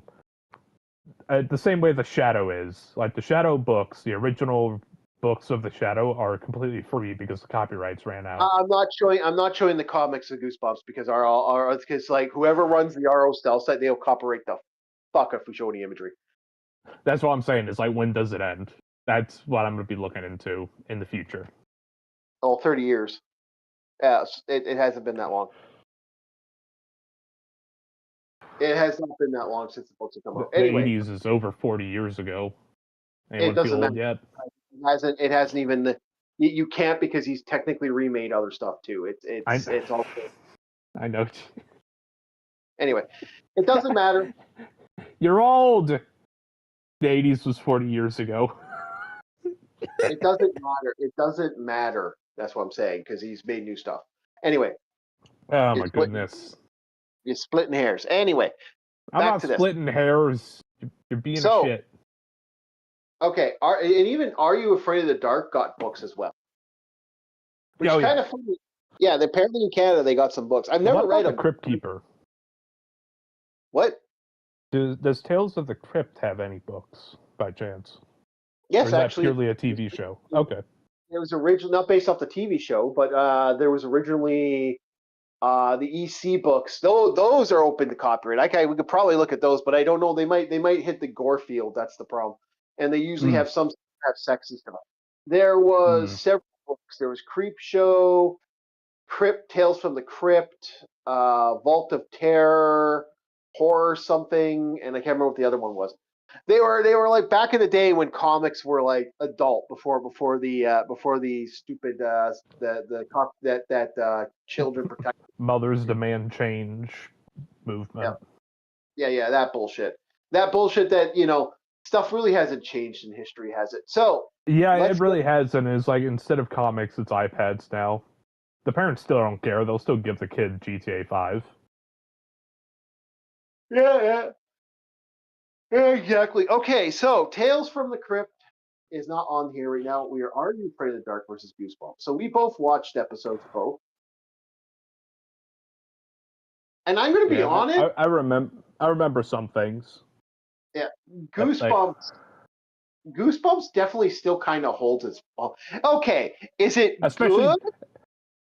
I would say the acting's bad, but the horror aspects is like, okay, yeah, that's effective for some of the Goosebumps things, especially the Haunted Mask one. Yeah, that episode definitely. There's a couple others that are really good. The Mummy one's pretty good. The Haunted Mask specifically gets into like some existentialism, where it's like you are not yourself, and it's just like ugh. Yeah. The other one that's actually quite good is the Wolf of something Swamp. Something Lane. Yeah. That one's actually. Was it Wolf of Warwick Creek? I think. Yeah, something Bog. Yeah, there's a Swampy Bog or whatever. It's actually pretty, that one's really good. And then there was the Beast from the Middle East or some shit.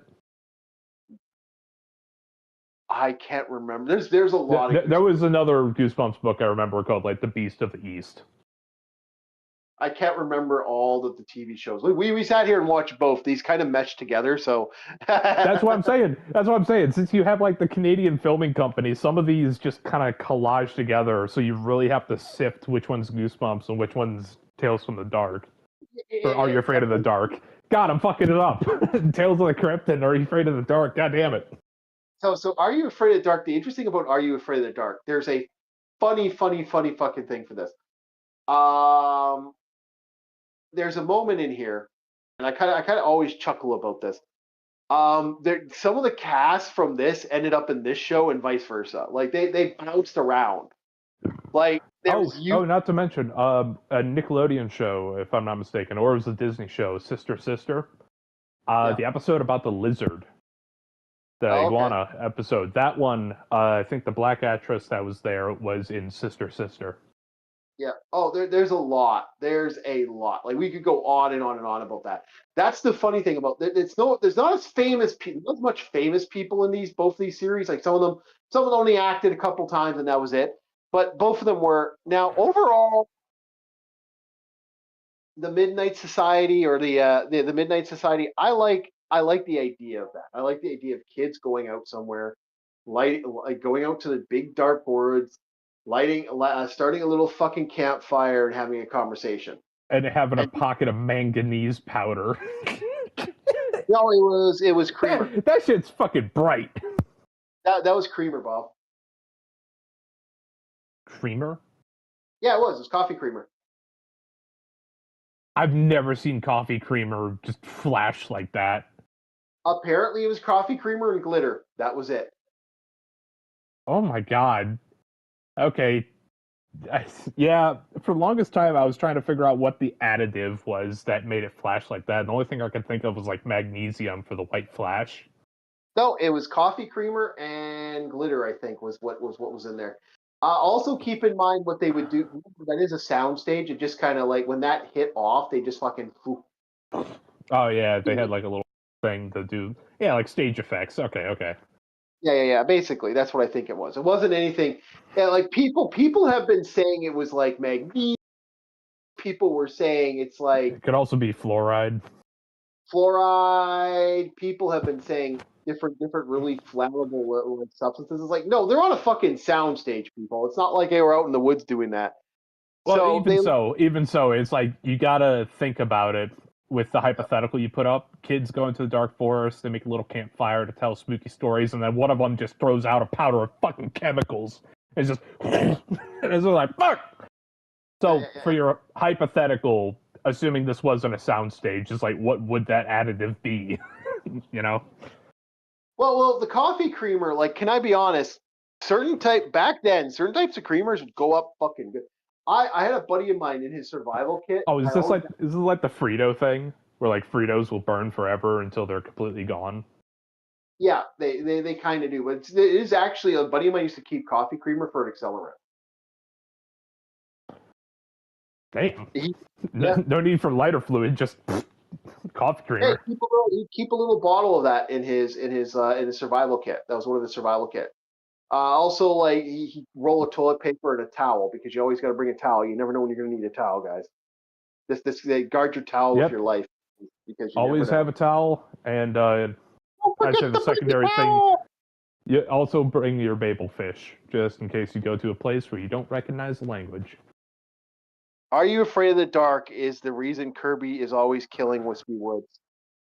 Yeah, I understand that. Yellow Shadow Man. Fair. So yeah, Shadow Man. So he's the Lord of Deadside. No, he's the classic Mega Man one. He's not that cool. I've said it once, I've said it again. Okay, so Are You Afraid of the Dark had some cool stuff. I like the opening setup. Now, Goosebumps was also good in a lot of ways. Like the music is actually pretty good. Again, Goosebumps had a lot of natural setup and didn't hide the fact that it's a bunch of kids telling stories. Goosebumps was like, no, this is what's happening. Fuck you, this is what's happening. Yeah, which made it more interesting in that way. I kind of liked it. It was one of those things where I'm like, okay.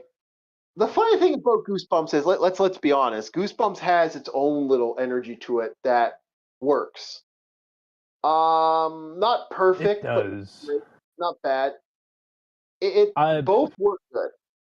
I'm about to say, you reminded me of one of them. When you said bring your towel, there was the one where the kid gets arrested by the reality police because he wasn't happy with the life he was in. Yeah, I saw that. I was just like, oh my god.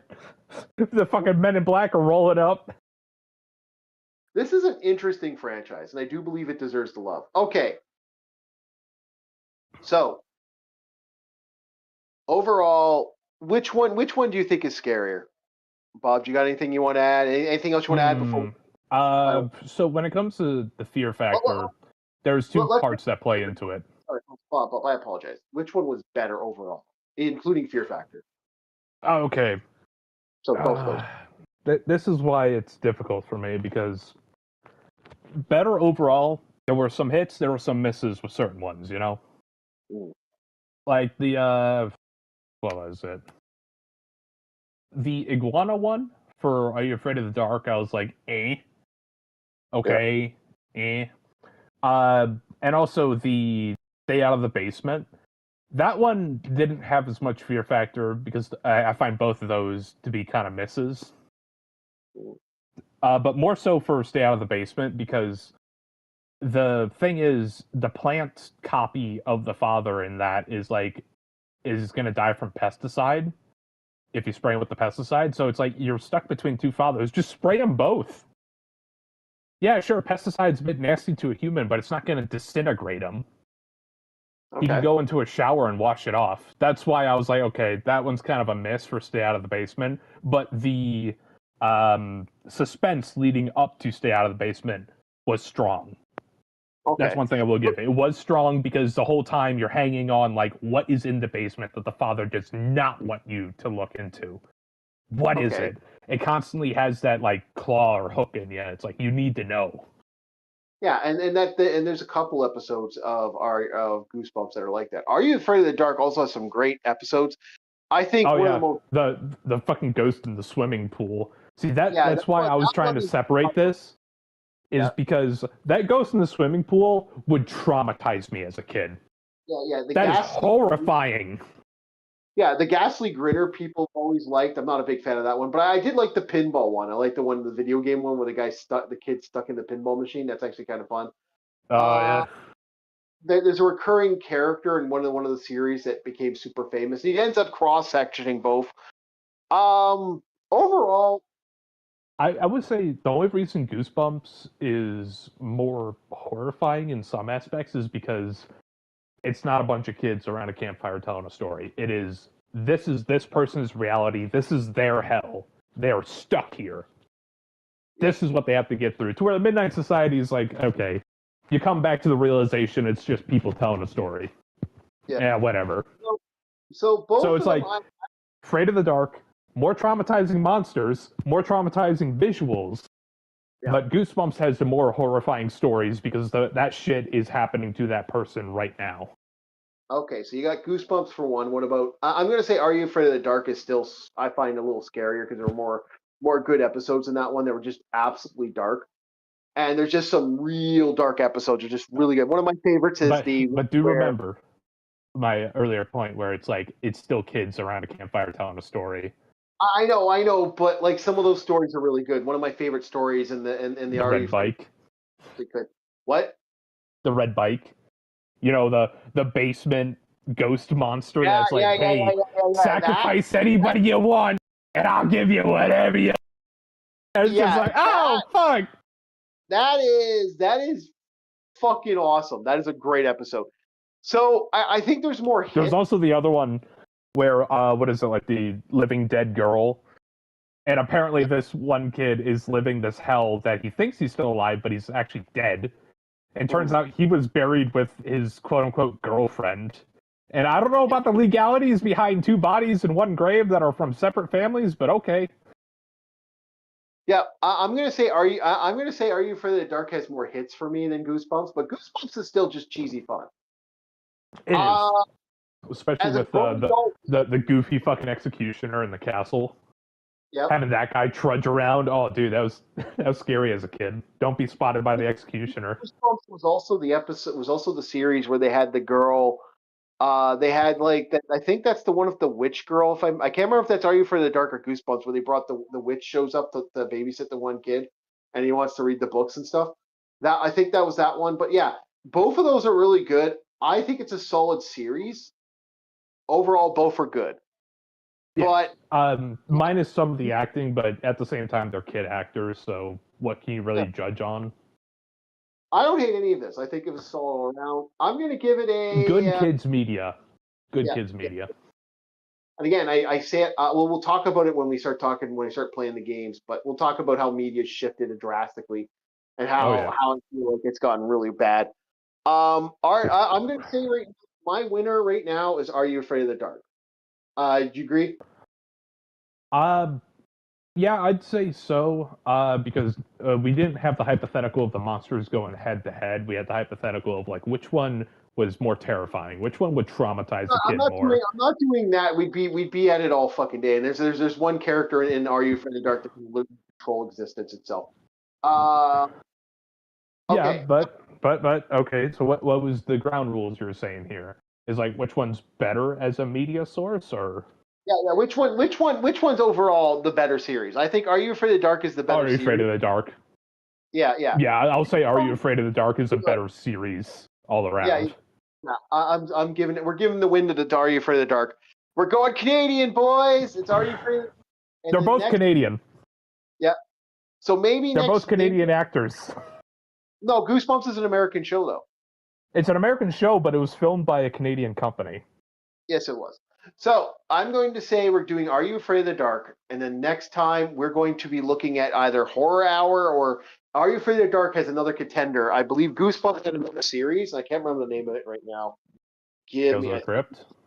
No, that's Tales from the Crypt has nothing to do with R.L. Stine's work. Okay. Shit, relax. My bad. Oh, no. You gotta sing that. Okay.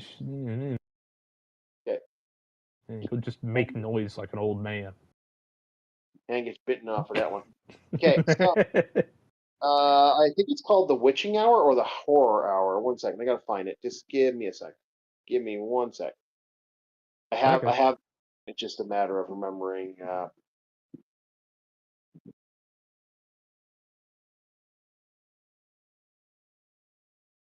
I believe it is called the. Well, we'll be looking at the Nightmare Room. The next there's another R.O. Stein series that was called the Nightmare Room, I believe. So we'll be doing the Nightmare Room next. Mm. If we can find the episodes for the Nightmare Room, we will do the Nightmare Room versus Are You Afraid of the Dark, which is apparently a more adult version of Goosebumps. All right, boys, we're going to put up the cat. And a second here.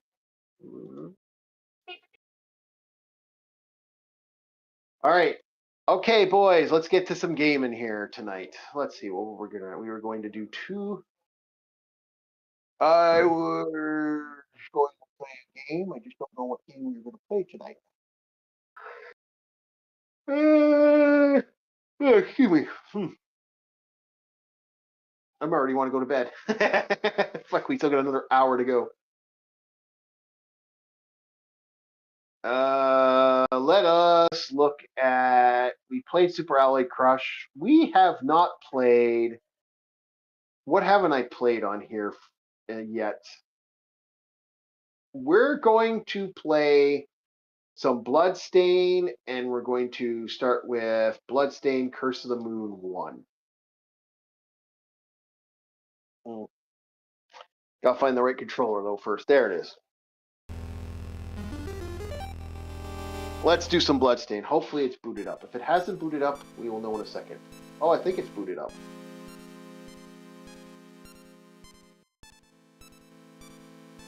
Alright, we'll see if it's booted up. I was also thinking of trying, you know what? It's being a little finicky.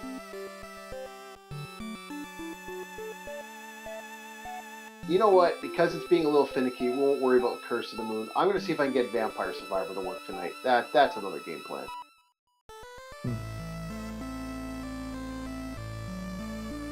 If we can't get Curse of the Moon, I'm going to go Vampire Crawlers.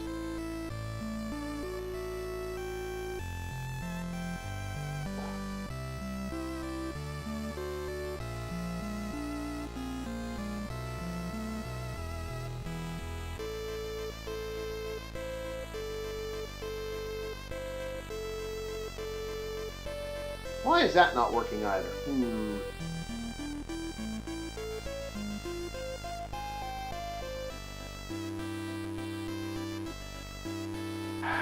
Things like to be pricks today.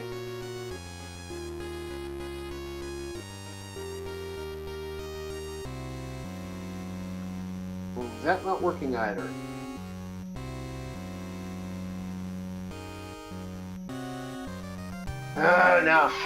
Now it decides to be a bastard, eh? You frickin' prick.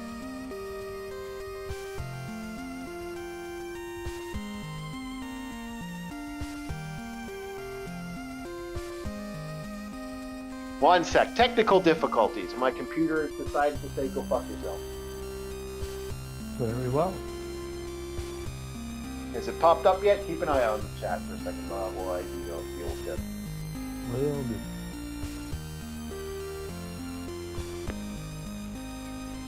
What the hell?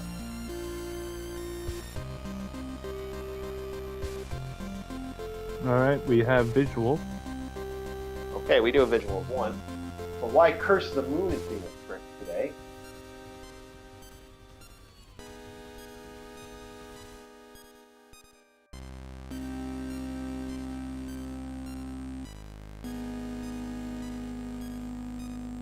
We have visual.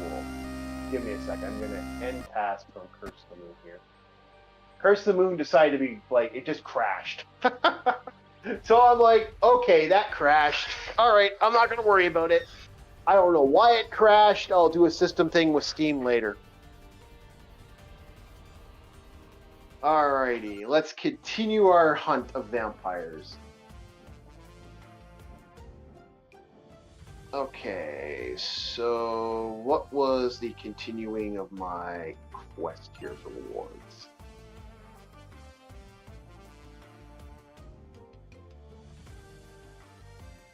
Okay.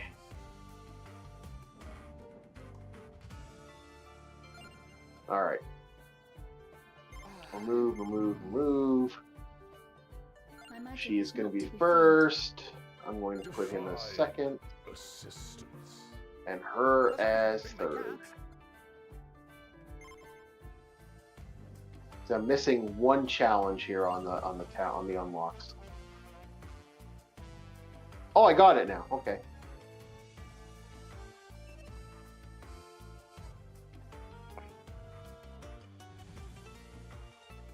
Okay, I think we got them all then. What am I missing here? Okay.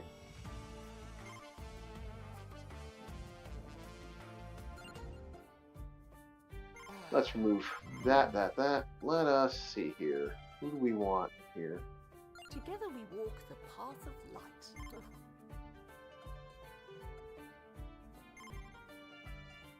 You need not fear me. So, let's get the topic up here. We'll be talking about today what happened to, what the fuck happened to our, media, man? Defense is a good offense. I don't know if you feel that way, but, as children's media has just kind of shifted in a way I just haven't seen lately. And it kind of makes me sad. I don't know if you feel the same way I do. But yeah, do you feel the same way I do? Do you feel like media's just kind of went, eh? With especially... It has. Yeah. Go ahead. Media has definitely tanked. Because I keep saying this, even though I'm not a fan of superheroes, Wolverine and the X-Men. That was writing that I enjoyed, and it was writing that I could follow. But it seems nowadays that kids' media keeps going to not just a lower common denominator, but also younger and younger audiences. This is what, in my opinion, on the way of sinking Star Wars, is what kind of sunk Star Wars. Because the original film, A New Hope, could be argued to be a family film. Am I wrong in saying that? It's generational. Anybody can watch A New Hope and enjoy it. And the Clone Wars I liked because it seemed like a kid's show that took itself a little seriously at certain points, and it was still easy enough to follow. But the parts that I enjoyed the most, because when I grew up as a kid, I was watching a lot of war movies, Band of the Brothers and all that, was the clones and their plot lines, their struggles, and everything they have to do. I enjoyed that as a kid. And then shortly after that, we get Star Wars Rebels, which goes to an even younger audience, and everything seems... what's the word? Sanitized.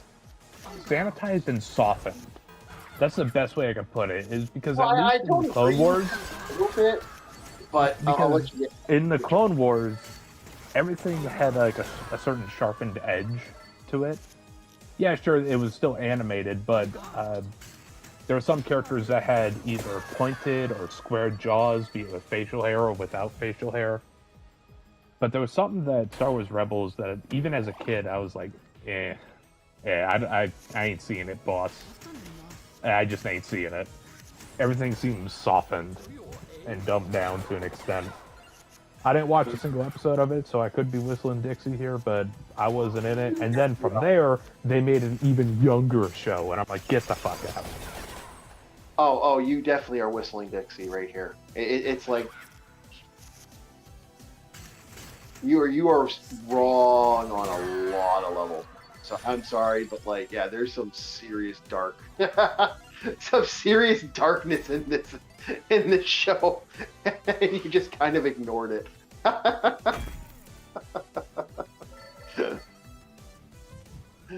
Okay. You gonna say any of it, or are you just gonna fucking go off? Say something, fucker.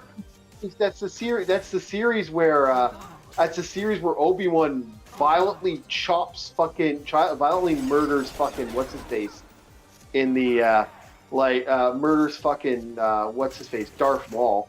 He actually kills Darth Maul in that series. That's where Darth Vader damn near almost murders the whole group in a fucking fight, and it shows the true power. It's one of the few times you actually get to see Darth Vader in a full fucking effect. It's one of the few moments. Was that early or was that late? Because we did also have the Clone Wars plotline where Maul was still around. Yes, but Maul didn't get his Maul didn't get his Kara until way later in the fact. But in that final fight, he just outright gets wiped out by Obi-Wan, and wiped. It's like dead. Okay. And now, once again, is that later in the series? Is that like much later in the Rebel series, near the end? Because it is possible that they started it small and then shifted it because they realized Clone Wars has just ended. So let's get some of that audience in there. Is that too far-fetched? No. There was a level of darkness in the show that was always there. They built Vader up. Now it's not super we're not talking super kid friendly, but there were moments. It's not Vietnam, Cold War Vietnam. No, that episode was wild. Sorry, that shit was wild. Where they were completely lied to that the alien species on the planet is disguised as clones. That way, the clones would shoot at each other. I was like, oh my god, that's awful. And it wasn't until Rex realized, wait, that's a clone. He takes his helmet off and runs out into the open saying that we're clones. And I was like, holy shit. Oh, that's awful. Don't do that to Battle Brothers. Don't ever do that. Yeah. Sorry, I just feel for the clones, man. I just do. I always feel for the grunts. But okay, I'm wrong about the Rebel series. Fair enough. Oh, but I would say the same things with the Clone Wars. Personally, I think both had their own version of just kind of I will also say that it delved a touch deeper than the live-action films, at least in the Clone Wars. Yeah. But they also had the time to delve deeper into certain things because it's a series rather than a movie that you got to keep somewhat concise. So there's a little bit of A, a little bit of B, and it's like, okay, fine. And then I look at the more recent kids media. Yeah, I use Star Wars as a quick example, because I grew up with that shit. Like Star versus Evil. Like I would Universe. say, yeah, Steven Universe had this moment of just like, you can't do this thing because I don't like it. It's like, really, is that your only argument, Steven? Thank God everybody else is a fucking troglodyte here. Yeah, I can't stand. My God, it's brain dead. You could have had an interesting conflict with this whole thing. We could have actually seen a fight. But what do we get? No, we get a song number and crying about their issues. Actually, I didn't mind. There's some songs in there I did like. Like, there's some really good songs in there. There is, but it's quite apparent that they wanted to make a musical. After season 1, it's clear that they had no idea what the fuck they were doing. Yeah. And then we look at other creators. Well, question is how far up the tree do I want to bark? That's the question I'm asking myself right now. Well, I got nothing. Most YouTubers are doing stuff. Yeah. I was gonna say Has-Been Hotel. Well, what about Has-Been Hotel is some of the most ADHD shit I have seen in a long. Oh, it really is. I don't even deny that. And so much so that it's like, what's this plot? What the hell's going on? Oh, who cares what's going on? Look at this crazy stuff. Hey, let's just throw in some curse words. And it's like, what the fuck are you doing here? I admit, Hell of a Boss is just a better series. It is. Because that one at least makes sense. It's like, okay, you got that one has an actual plot, kind of works. Yes. Yeah. And, the reason I didn't really care. And it's like, okay, so in order for Has-Been Hotel's protagonists to succeed, they have to go off the fact that apparently their opposition is as brain dead as they are. I was like, that's not how you write a good series. So you're telling me that the angels in heaven and Adam himself don't know the fucking tenets of what gets somebody in, and they've been around for how long? Yeah, I don't know. Sorry, but you get what I'm saying, where when things don't make sense and nothing applies to anything, and you wonder why our media is starting to enter the shitter. Like, a good show will make you think. Some of the new stuff that's up here, I just don't. But, I shouldn't be looking at a show and nodding along completely. You should at least throw something in there that makes me think about what's going down. Make me think about my morality. Get a little philosophical with it. Because if you're just watching something and nodding along, that's not transformative in any way. I don't know if you feel the same way, Chief. No, there's some stuff, like I said, I actually didn't like. I reviewed Has-Been Hotel. So yeah, you want my opinion on Has-Been Hotel, I can basically tell you. And same thing with other stuff. I reviewed that stuff. Yeah, I think I even put my 2 cents on and said Hell of a Boss is a better franchise as just conceptually, because it could actually hold water. You don't got to worry about morality in that one, to where with Has-Been Hotel, you do have to worry about morality, because your whole point is to get these people back into society, even though hell is forever. It doesn't make sense. But at least with Hell of a Boss, yeah, they're hitmen. They're hitmen. That's what they do. Yeah. I don't know what to think about how. I'm always been the opinion that both series kind of have their own goods and negatives, to be honest. Oh, my big negative is apparently everybody in this, character-wise, has daddy issues of some sort. And I'm like, does nobody have like an inkling of testosterone here? You're in hell. Your entire existence is in hell. Yeah, you still got daddy issues. Who cares about that? You telling me nobody made it up to the top by just being the biggest dick in the room? And I don't mean that hypothetically or metaphorically. I mean, no, he is him. He is the fucking tyrant that rules these streets. Yeah. I get you. But yeah, that was the downturn that we were starting to see, because you look at old 90s, 2000 series like Witch, X-Men, and Wolverine. What's another one that you had me look at? A couple of them. Sorry. I'm about to say, I really liked Witch. Witch was really good for what it is, because here's a key factor. I don't know if Witch was expressly made for girls. I'd imagine it was, right? That was their key audience? Yeah, it was. Even as a guy, I was interested in both stories. Both Earthrealm, effectively, that's what I'm calling it. Both Earthrealm and Fantasy Realm. I was interested in both plot lines because they held weight. It's like, this guy's the leader of the revolution against this tyrant. So what's going to happen next? Because now that he's in Earthrealm, what about the people back home? That was something that was actively in my mind while I was watching the series, because I was invested. Yep, I gotcha. So when you have a plot like that, that's a good plot. Make somebody invested with either one or the other, or both. Preferably both. Now, you're not going to win all. I understand that. But the fact that you got me, you made basically a girl show, but you had even me interested in it. I was like, that is surprising. And that shows the depth of the writing that's going on.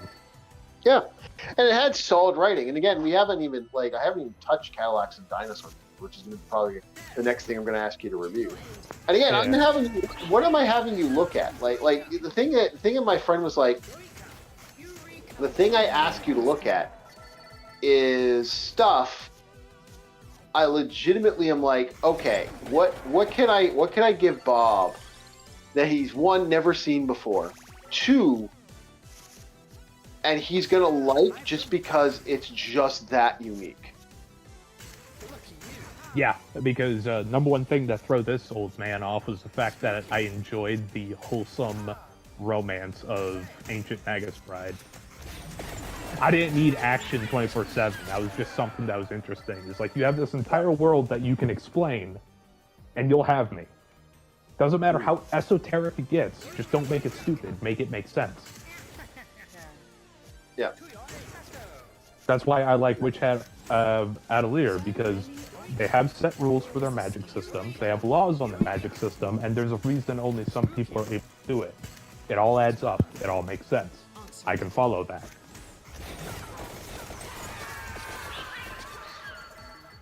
Yeah, exactly. Gets me thinking on like a shonen anime. Like, higher thinking not required for shonen. Well, that's the funny thing. Like, this is why, like, I keep saying, I've been saying to people. Keep going, Chief. I'm gonna use the restroom real quick.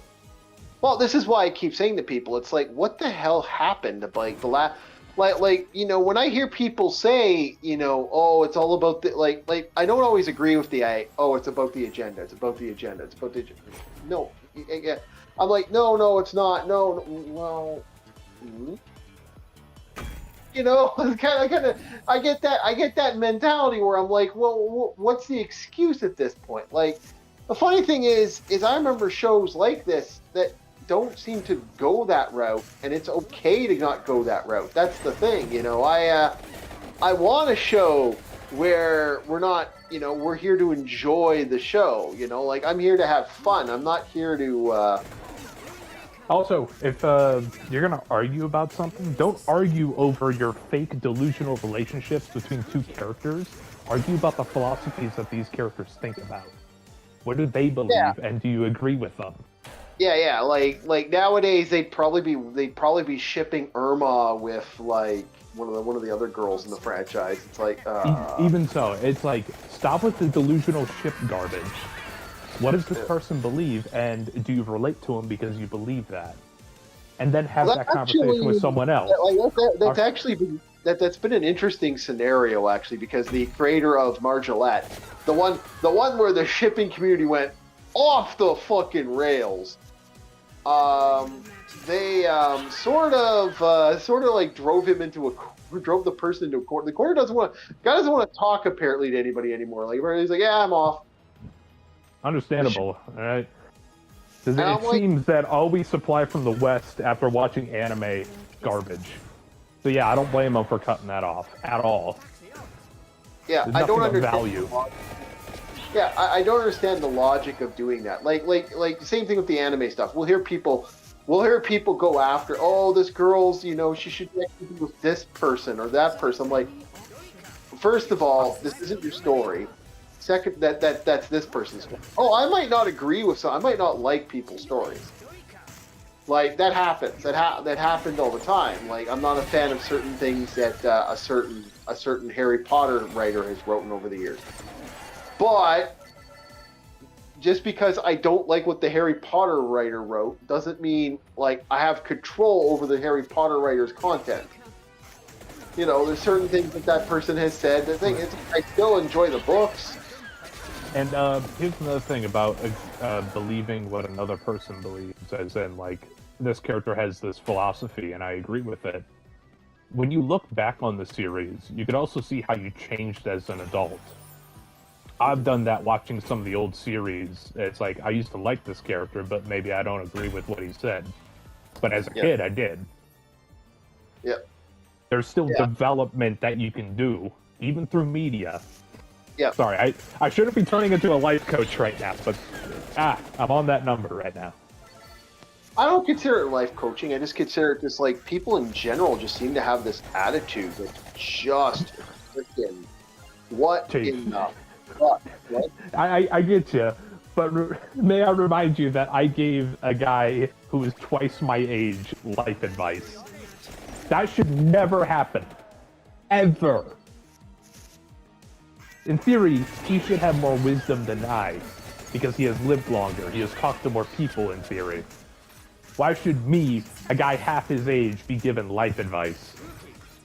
And that's what this media, and why I keep sticking on this point, is if you don't have media that makes you think, if you don't think at all, you're going to be in the same rut you have been since you were born.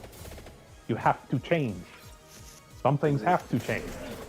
You have to think for yourself. Don't just consume shit and then live in delusion. Sorry. Go ahead, take it away. Yeah.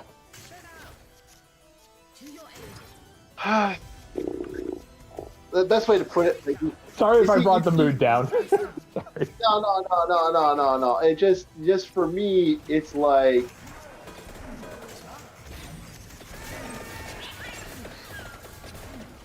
I kind of look at it from the perspective of, fuck, I really need to get better gear. But no, I'm also like getting my ass kicked, so that's why I'm like, Oh, okay. You're playing the game. I gotcha.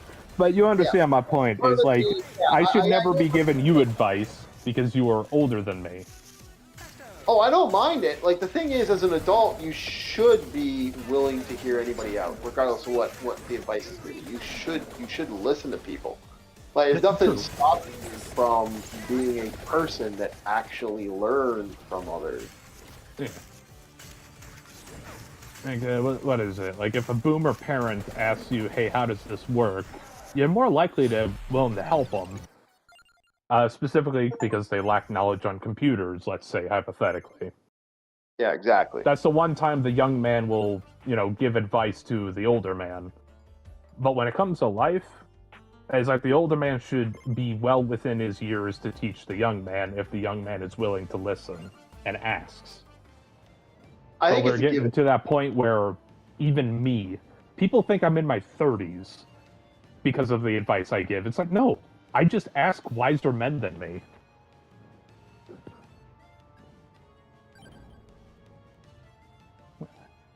Okay, go ahead.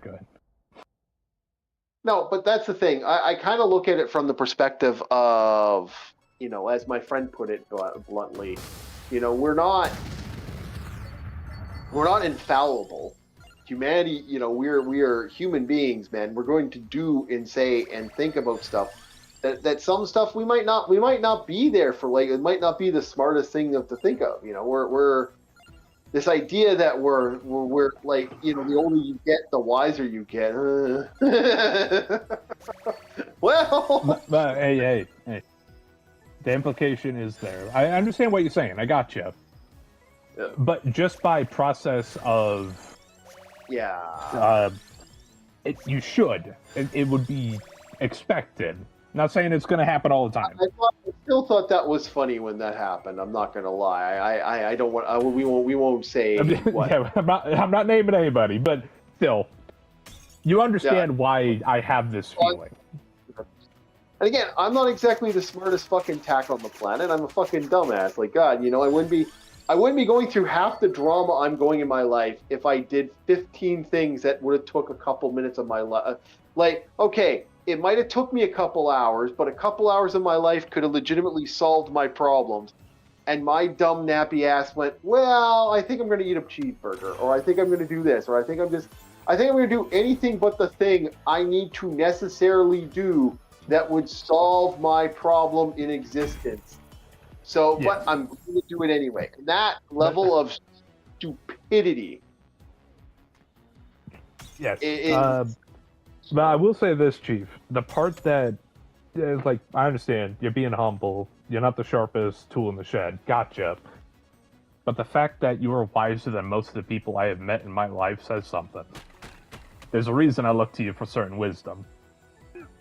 I have seen some absolute tools out there. Bob, and I still question myself, how are they still alive? Fucking Bob, how? That terrifies me as a human being. That actually terrifies me as a human being. Allow me to elucidate you on the problem I'm having, why I'm so frantic about this. Yeah, I twitch at that, you know, like that terrifies me as a human being that you think that that people are like that, man. That really does make me go, It's not so much thinking, it's knowing. Oh. And yes, you're always going to run into somebody who's stupid. You're always going to run into somebody who's really sharp, really smart. This happens, but there still also needs to be a line here. Like, yeah, every village has an idiot. The whole village shouldn't be idiots. Hello. Hey, you guys. Hey, you guys. Yeah, I'm supposed. I know. I think about that sometimes. Like I said, I've lived in low rent housing my entire life. I'm not against low rent housing. I think, hey, you know what? You need to do what you need to do, and I'm okay with that. And I've lived in places where people are like, well, this place is just completely like, you know, I've lived in ghetto areas, like, you know, I've had Asmongold moments in existence. Okay. I don't know what that means, but I gotcha. Asmongold lived in shitty locations. Oh, okay.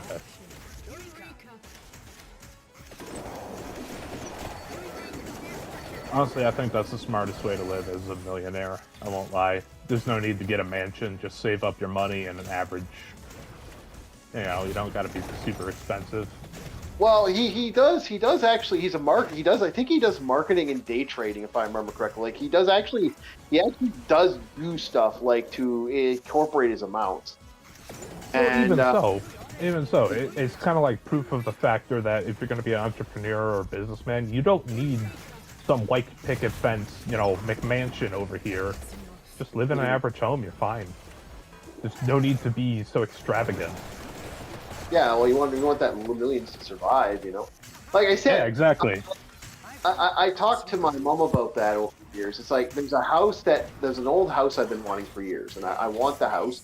I've already made my decision. If I can buy the house, if I ever won the lottery, let's say I won like, you know, 100 million or so, like one of those like one of these, like I think it's like 25 million was the most recent place I went to. It's like if I ever won the money from that place, my response is going to be you know, one-fold. My response is, well, I need, you know, I am going to legit go get my,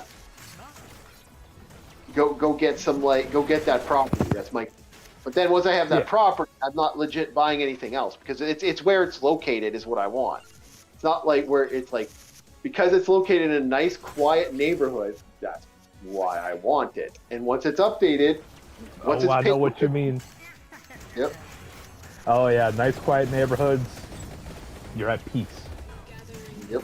And I want to go for I want to get up every morning and go for a walk. I can go for a walk. You know, that's my game plan in life. You know, I go and have something to eat. There we go. It's right there for me. Say hello to the wild goose.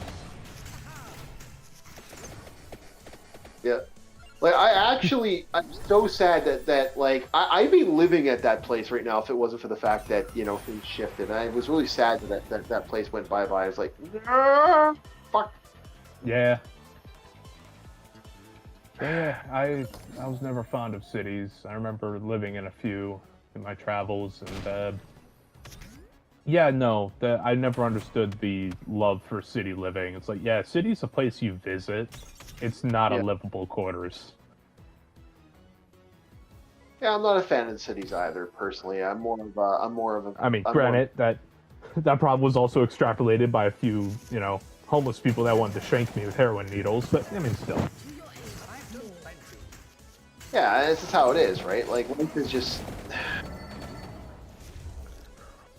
I wish it wasn't like that. I would, any day, give me a day where that stuff isn't happening. I'm all for having a good time and just relaxing and enjoy my life. Yeah, that's the way you got to do it. It's like the moment you realize that a neighborhood is quiet, it has peace. It's like, you know what? Yeah, I could live here for a long time. It's nice.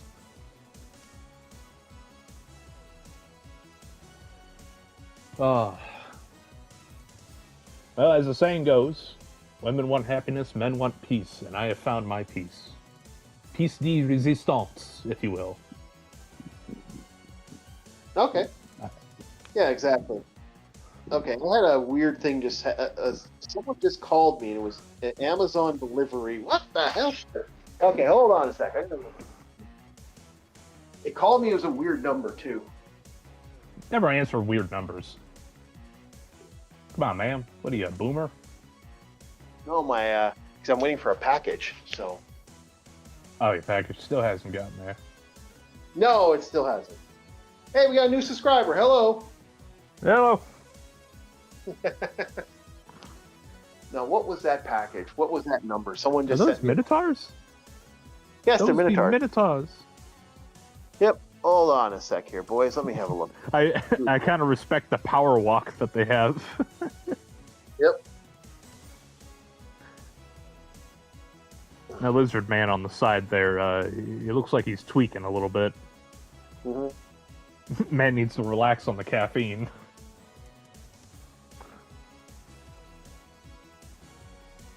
Hey, an item cleared customs. Yay!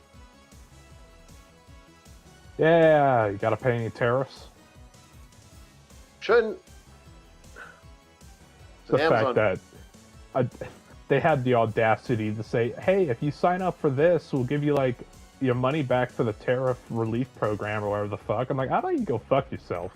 You already robbed me of my clams. Bastards. Hold on a sec here. Let me look something up, because this went weird on me, and I just want to make sure what the hell was that.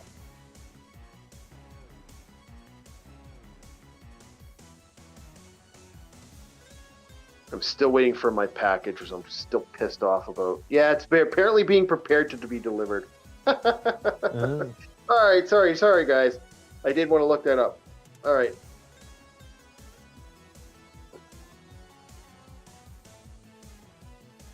All right, back to the show. Just because I usually don't get, like, I got 3 weird emails there, and that made me like, what? Beep, beep, beep, beep, beep.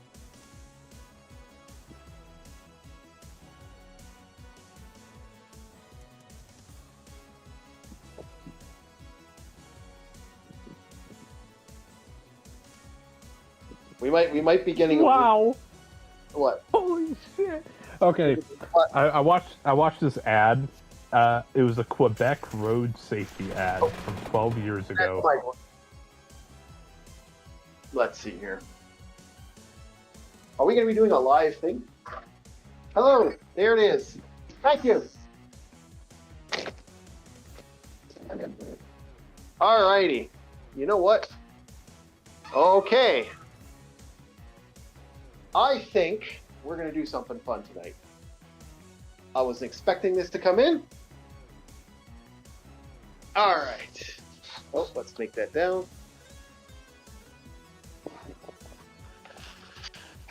Okay. Hi. Okay, so we're going to stop here for a second.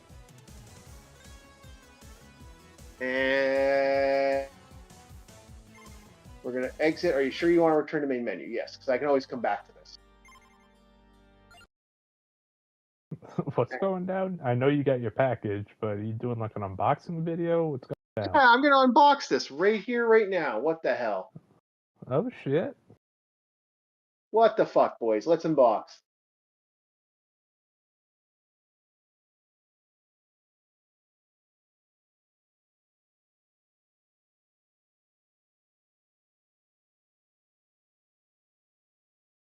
Okay. Let's have a look here, boys. Hope you guys don't mind my feet.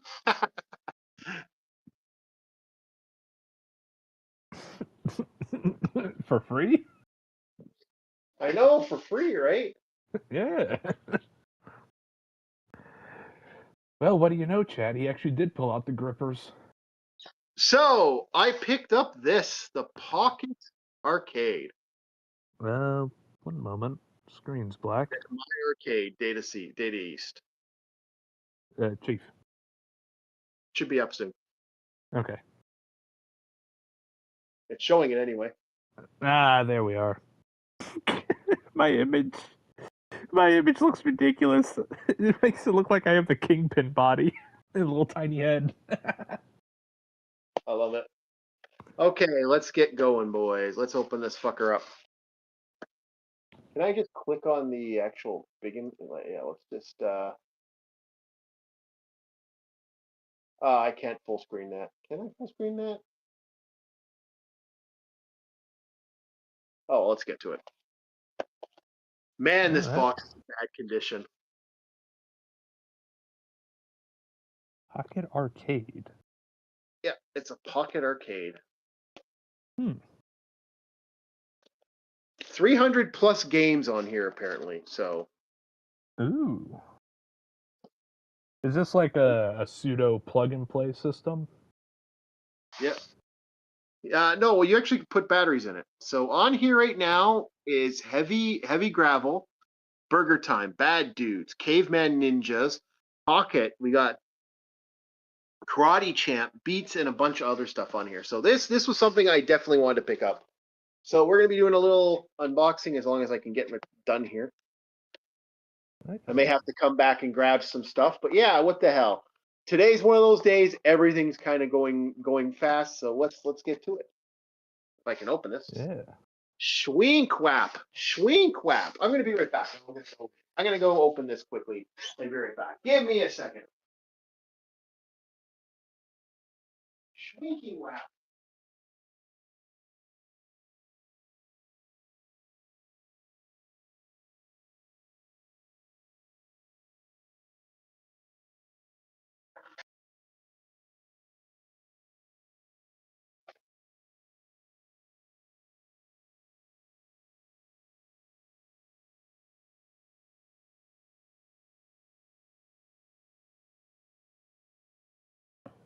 Chief, you there?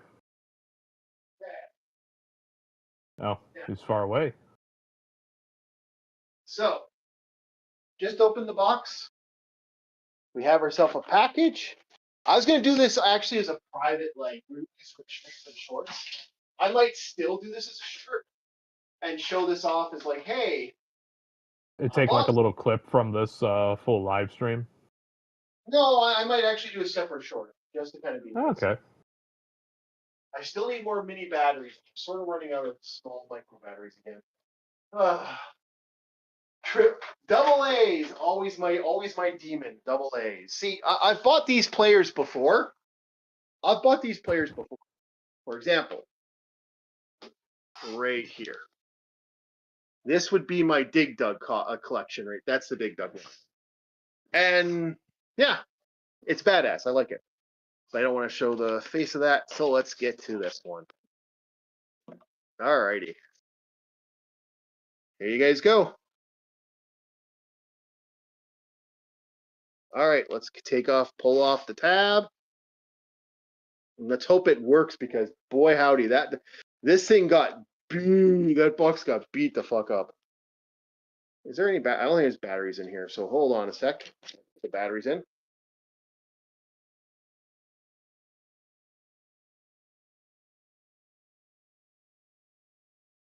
Is this smaller than the other one? Oh, the same size.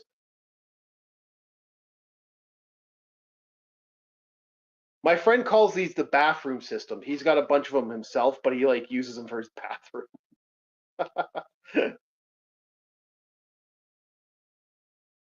Let's peel that off, put that over here.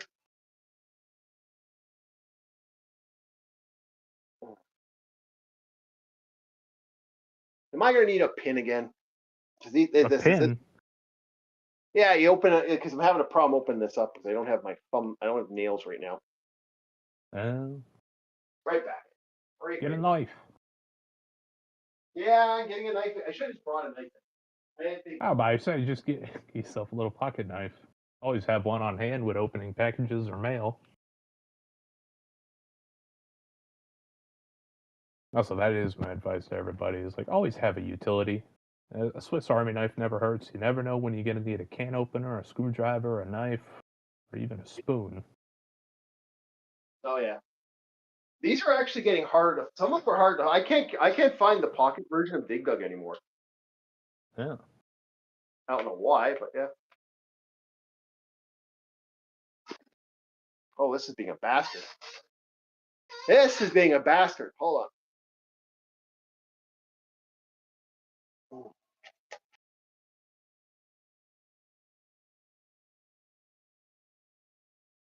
shit. Come on, baby.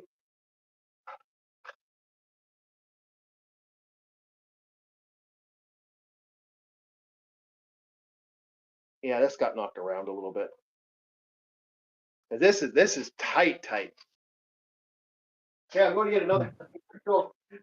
Can I go get something else? I'm fighting this thing. Hold on.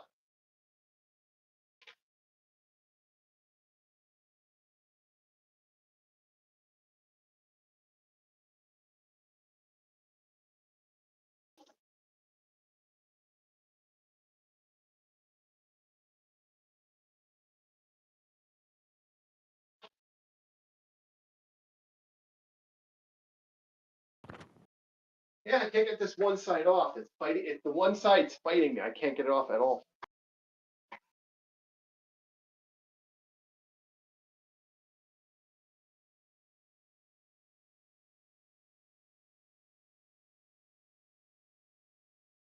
Holy shit. This look at this one side. It's actually that tight. I actually am scratching it because I can't get that one side off.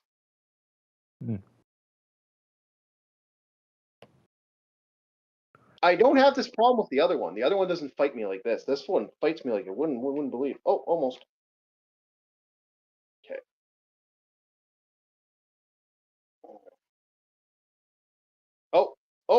Oh, we got a finger.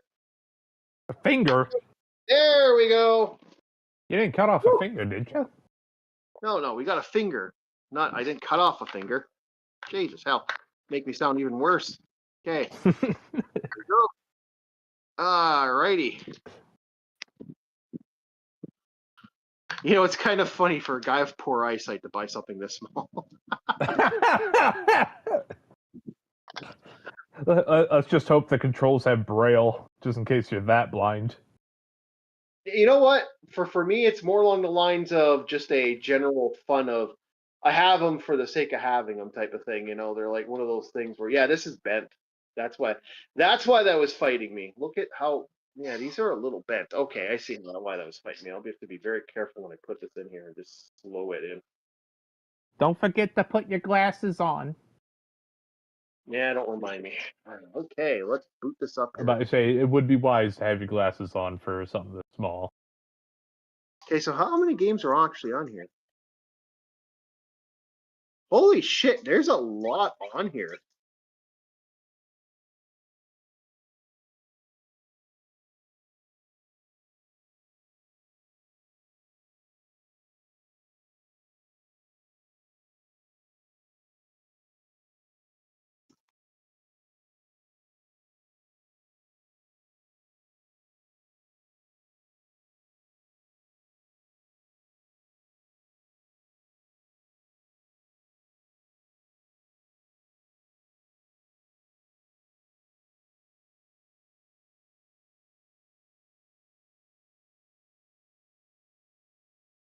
Yeah, I'm kind of, you know, I'm dreading buying this because this one right here only has like 4 games.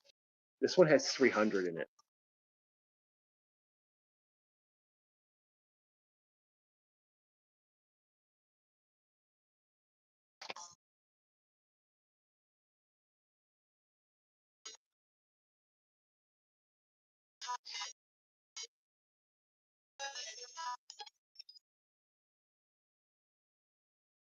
Okay, this doesn't look bad. All right, we are done with that. I just figured I'd wanted to show that for a little bit, get that off the ground. There we go. Let us put the cat back on, and let's get to it. Let's get to our main event.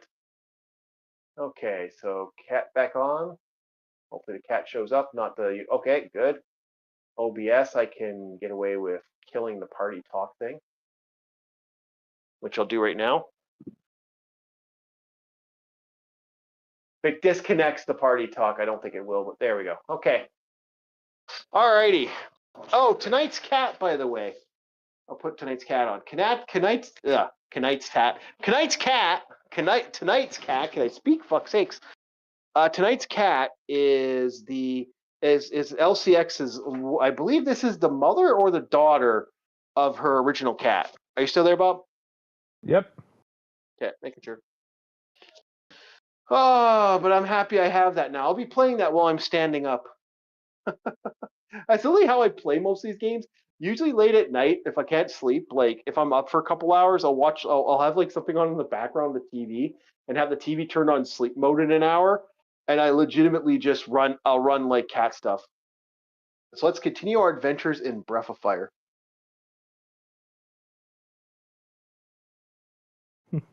Okay. Little game. Hopefully it doesn't fight me again.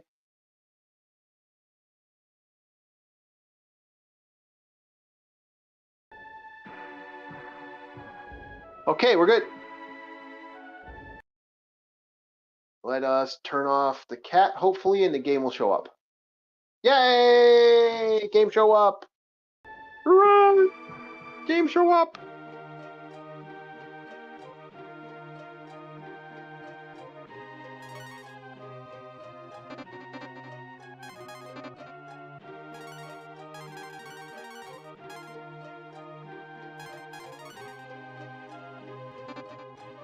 Okay, we have ourselves the Doofa form. The most powerful Karn form in the game. Pretty much gets rid of half the party, though. Okay, so I believe we were setting up stuff for the game, and we will get that done now. Did I grab everything? Yeah, I did. Okay. I think we're just continuing on our adventure in the dungeons and stuff and get the stuff we need to do done. Yeah, we can't do much here right now. Like, we can't get even the best armor yet until we get the one thing. And I still don't remember where to get the super unlock for your power up for this character, because what's his face, I believe, doesn't have his ultimate dragon form yet, but I don't know where that kicks in yet and where that stage is. Yeah, we're stuck until we finish that off. Okay, so I'm going to switch characters. Okay, I'm going to repeat that again. I'm going to switch characters. So, what was your thoughts? Did you see the Pokemon game there, Bob, at all? The Pokemon Wilds. Pokemon Wilds. No, but I did see Monster Hunter Wilds as having Hello. DLC. Steve? Hello, welcome. We're playing games.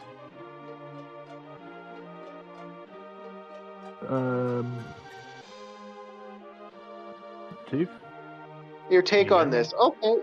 Yeah, I did hear you. My take on this is, well, I think it was wrong. I honestly think it was a little wrong for the guy to do what he did, Mr. Phantom. And I think I got nothing against what his Space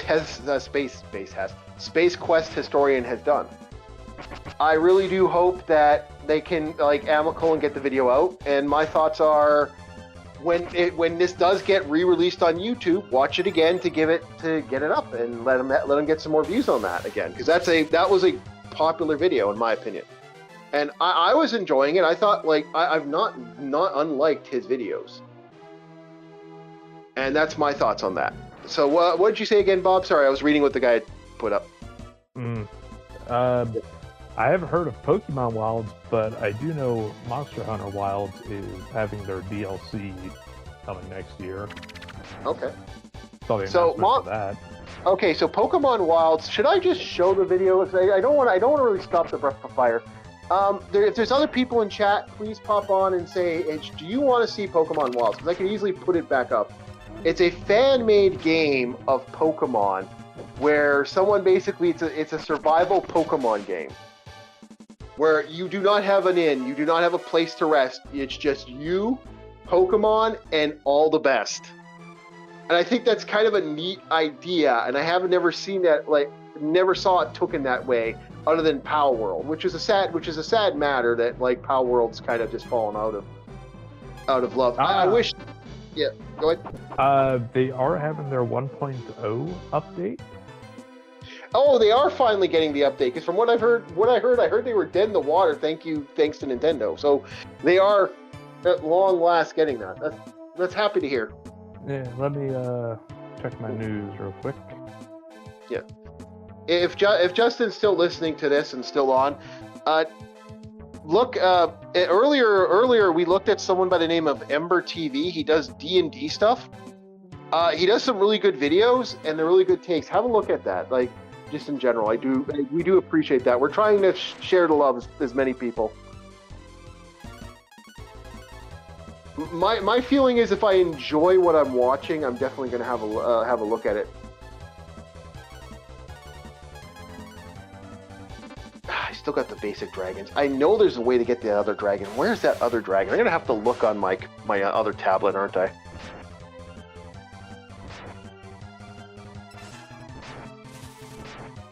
The trailer I saw was on YouTube. Okay. Well, I'm happy I'm happy that they're finally getting something, because they've been waiting and waiting and waiting.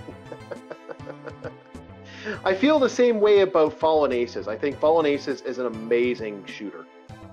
Probably one of the best modern shooters I've seen in a while that has a good noir story. Yeah, 3 days ago, they had the Power World 1.0 cinematic trailer. Okay. Let me see. July 10th. July The 10th. 1.0 update hits Power World. Now, I don't know if that's for console or PC only, because when I looked through the console, I didn't see anything. But yeah, July 10th, I think PC users are going to have their 1.0 update for Power World. Well, that's awesome to hear. Yeah. Maybe go fuck yourself, Nintendo. Go fuck yourself. I don't know how to feel about Nintendo doing that. The part of me is like, okay, I get the fear, but a part of me is like, don't do that. Like, no, stop. Like you're. This was one of the most frivolous lawsuits I think I've seen, other than the certain other one that's happening right now. But that's more of a personal opinion than anything else. You can take or leave what I just said. Yeah. You know the fact that they tried to copyright the concept of mount. And it's like, there are so many games with that monster summoning, yeah. And it's like, hell, not even just monster summoning, just the copyright they tried doing for mount. Like horses. Yeah. It's like, okay, we got World of Warcraft, we also have... I'm drawing a blank here. Does that mean Ghost of Tsushima? You can't have your horse? Your main mode of transport in Ghost of Tsushima? It's just like, if this copyright went through, which, thank God, we were like, well, the patent did go through, then it got shot down. Oh yeah, because in America, you ain't gonna enforce that. We ain't give a shit. And then like Japan basically said no, and it's like, well, that kind of ended it. Yeah, stop trying to put up Monopoly just because your game already makes millions enough. Yeah, I don't get the seen logic. how much money Pokemon makes, and they still want to have more. It's like, Jesus, dude. Jeez, man. It's like seeing a mukbang at a buffet. And the contestants from My 600-Pound Life. It's like, dude, you have enough. You have enough. You don't need any more. Okay. Yeah, exactly. That's the way I was looking at it. I got you. I'm not disagreeing with you. I might have to exit out and come back in because I think I know where the other dragon form is. I need to get that other dragon form. And I also understand the difference between keeping the assets. Okay, I gotcha. You want to keep your own thing, but not like this. Hell no, not like. Yeah, in Power World, that was sad. That was sad that they did that. Like I said, it doesn't make sense because Nintendo's got such a freaking push on the line. Like they have it right now. It's been Pokemon has been a reign forever, and it's just like, really, what you're gonna are you go protecting at this point? Yeah. You still have well, arguments between people who like Digimon and everybody who's a Pokemon fan still boos them out of the crowd. Yeah. You have it. You won. What more do you need? Yeah, you legitimately beat the cards. They were the largest card facility. Like Pokemon at one time was considered like one of the biggest trading card games in existence. Then they were the largest. I guess they were like, yeah, they were the largest game in town. And the fact that Power World just took something from them, which wasn't much. And keep in mind, this also took away Capcom's Monster Hunter, the Monster Hunter story, where you can like ride the dragons and stuff, and you can summon them and shit.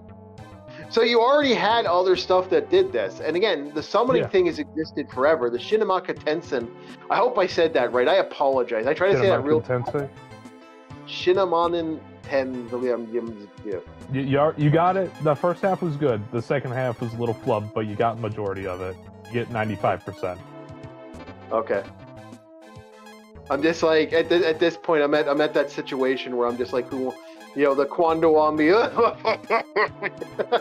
I get what you're saying, but there are so many games I can think. I mean, fuck, Red Dead. You telling me you're not gonna have a Western with horses? Yeah. The fuck's wrong with you? But yeah, there's been summoning games where you summon monsters to fight for you since frickin' ever. I'm about to say, does that mean nobody can do a necromancer build in any fantasy game? Sorry, you can't summon skeletons.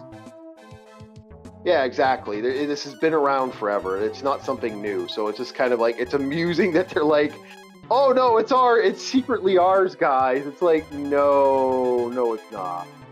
It's not been yours.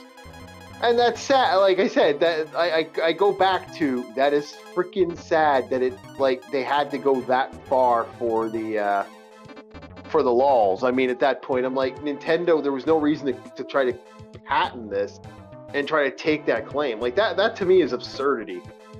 Especially because I don't think Nintendo was gonna fucking lose. Like, Nintendo has it right now.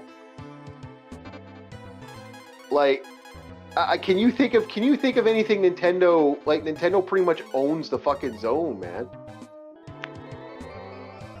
Okay, back to other stuff that's been going on. Yeah, there's a lot of little side things going on for people, and like I said, I don't get Nintendo's logic, but I don't think I get most people's logic when it comes to most things nowadays.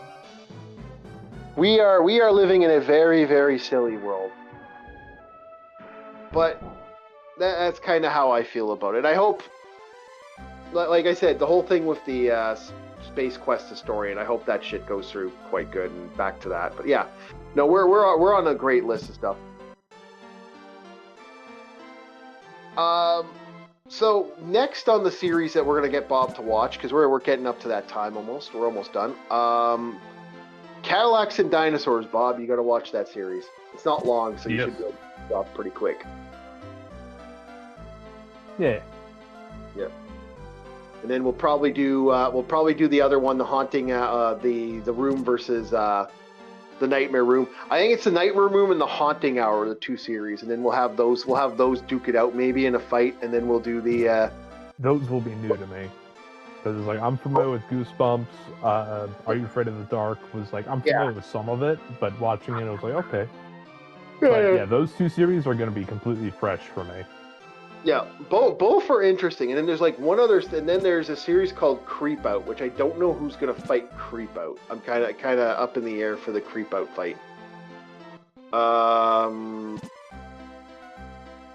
You know what I might do is I'll have whoever wins that gets to fight Creep Out, and then Creep Out will be the last one on there, because Creep Out was the most recent thing that came out.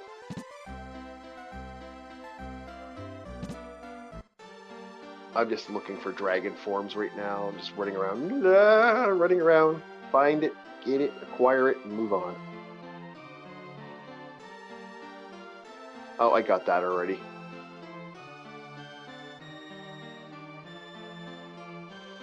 Because I'm missing the gold dragon, and I'm missing one other dragon form that this character gets in the game.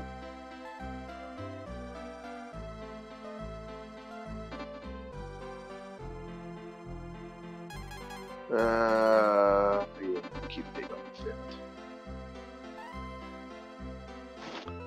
But no, that's kind of where I come from when it comes to the takes on that. I don't think we had any shit takes tonight, which is good. It's kind of hard not to have shit takes when we're both assholes. Right, Bob? Hey, I'm not wrong. I'm not wrong. Yeah. What did I miss? Sorry, I blanked for a second. Oh, I said, I said, I think we had some pretty good takes today. No shit takes. A lot of shit talking. A lot of shit talking. talking. Takes. I like my exact words were, it's like, hey, we had no shit takes. It's kind of hard for us not to do because we're both assholes. Yeah, okay. Not wrong, am I? No. Hey, you ain't wrong. You ain't wrong. Sometimes better be an asshole than a dick. You most definitely don't want to be a... I don't know if I can say that on YouTube.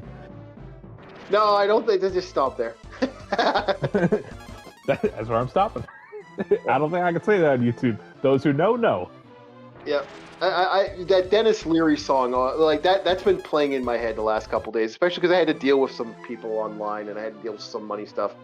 Like, you know, that song, I'm an asshole, I'm an asshole, I'm an asshole, yo. That's been stuck in my head for the last couple weeks. Now I kind of get where, you know, I get the idea of just wanting to just be like, yeah, frick it, I'm gonna go do this. I'm not gonna be a red. Like, I guess I'm more of a dick because of the matter of the fact that, you know, we're not, how to put it bluntly, you know, we're not causing any problems for anybody on a general thing. Like we've said, we've kind of had the same takes we had to take. We're nothing. I'm not coming at this at shit takes and do this stuff. Again, like with most things out there, man, we're all here to, you know, support people's, like, YouTube works best when it's basically we treat it like a community of people just trying to get their stuff up, and the guys who are actually putting the effort in, support them. That's how I look at it. The more work someone does and the more they're willing to like go bat and do stuff, throw them a fucking bone. Simple. Help each other out.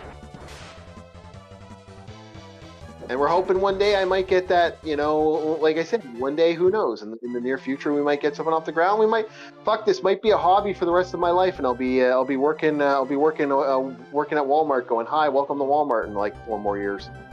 Hey, become a dimensional old man. Yeah, I'll have a lot of fun being that. Hi, welcome to Walmart, old guy. No, I'm saying for the hobby. At least we're having fun doing this. Yeah, we're having fun doing it. Yeah. I love that, actually. Fuck, you know what? I wouldn't mind being a hi, welcome to Walmart. Hi, welcome to Walmart. But the old man, I don't think they do the old guys at Walmart anymore. Whatever happened to that? Like, is that gone the now? greeters? Yeah, the greeters do exist. trying to think like last time I went to Walmart. I haven't gone to Walmart in forever, so I haven't seen the old man greeters. I've seen an old man greeter at a Walmart before. I've also seen a slow guy and an old lady as the greeters. I have not seen any greeters recently at Walmart. Like, mind you, my Walmart at one time was goddamn almost lost $1 million in merchandise one year, and I'm like, whoa! And when I was at Walmart, I literally saw two guys fighting over a fucking like literally a bunch of guys that aren't security trying to stop someone because he stole like $2,000 worth of deli meats. He's literally walking out with $2,000 worth of deli meats, and it was like they were trying to stop him. It was this big fight to get that cart out, and it was like literally, yeah, he literally got out the store and they stopped. And I was watching this, and I'm like, what the fuck am I watching? And they were fucking scrapping. And I was like, what in the, like, what am I watching? What the fuck am I watching? That was my honest thoughts. I was like, I can't believe these people are like literally going after it for like, why? And like that was a big fight too. Like he fought for that, and he took an entire grocery cart. Like he filled that thing up with meats, and he's walking out with all those meats, and like, hey, you didn't pay. And he literally is fighting him, and once he got out the store, it was like out the store door, they were watching him, and I'm like, wow. So the rumors are true. They apparently cannot chase you once you get out the store doors.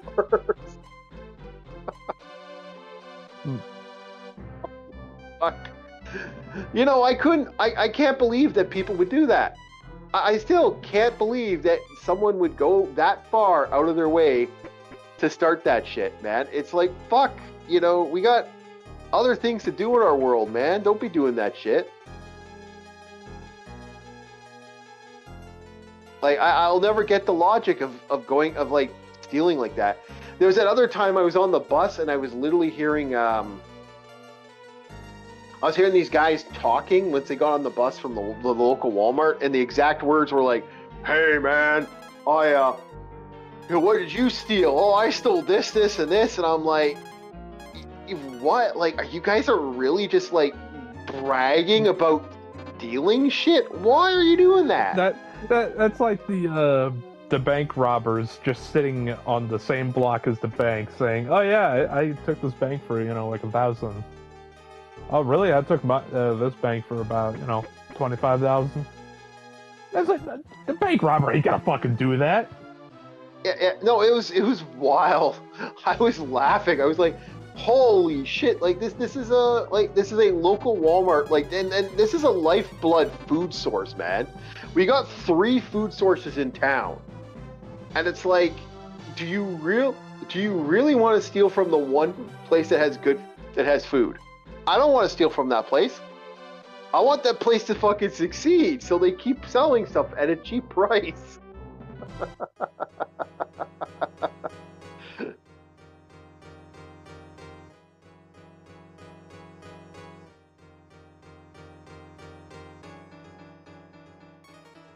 I was like, no, don't do that. Don't be a dink. Okay, so yeah, this is where I get to fight the dragon to get the ultimate power.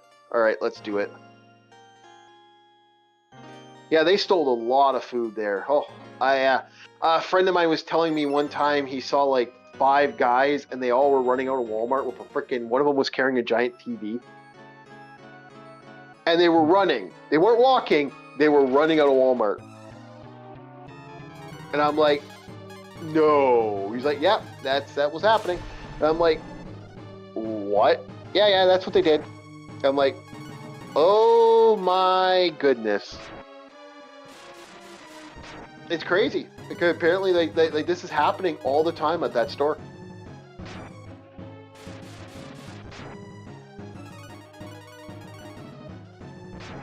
Like, why would you like run out? Why would you try to steal a TV? But yeah, no. Then once it was funny because it was like a fight to see that. Another situation I heard, there was this elderly woman, and this guy literally robbed her of her groceries. As she was coming out, he walked up, grabbed her groceries, and ran out the door.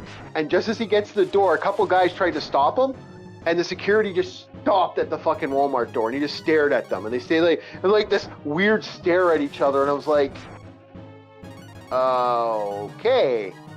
I hear these, and I'm like, wow, this is what's going on. Like, no wonder Walmart's now like super expensive.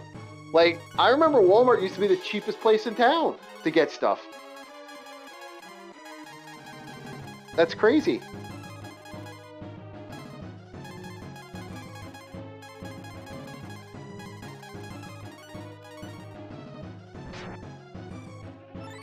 What about you, Bob? Any interesting Walmart stories? I could tell some Walmartian stories, but I don't think there's much to say about them. I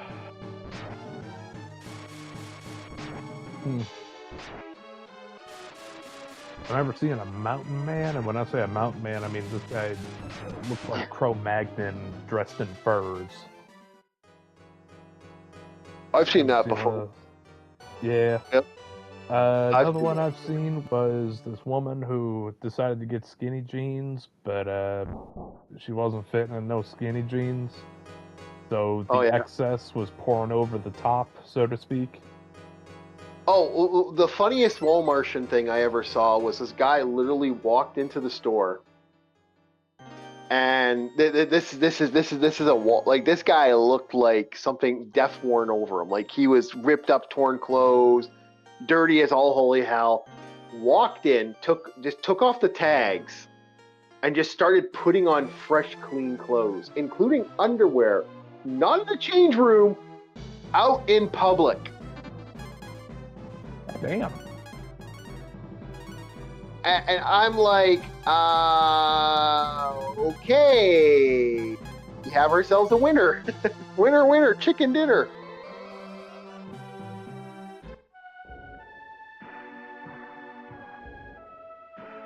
I couldn't believe that. I was like watching this. I'm like, no. And this guy he puts on brand new shoes, grabs everything, throws it in a plastic bag, walks up to the till. He still pays for all the shit. He does pay for everything, but it was like one of the weirdest things I've ever seen somebody do on there. I'm going to show the ultimate form we just got. We got Gold Dragon.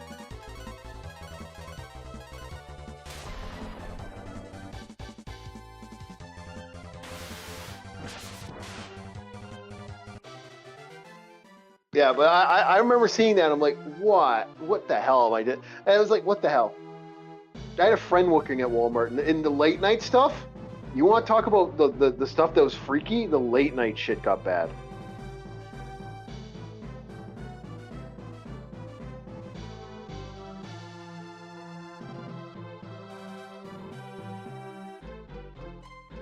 Hold on here.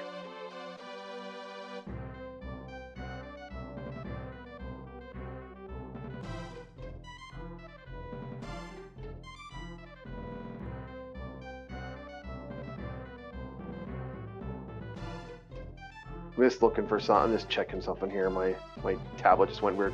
But no, that the stories he told me about the late night. You know what? I can talk about it. What the fuck? We can actually have a conversation.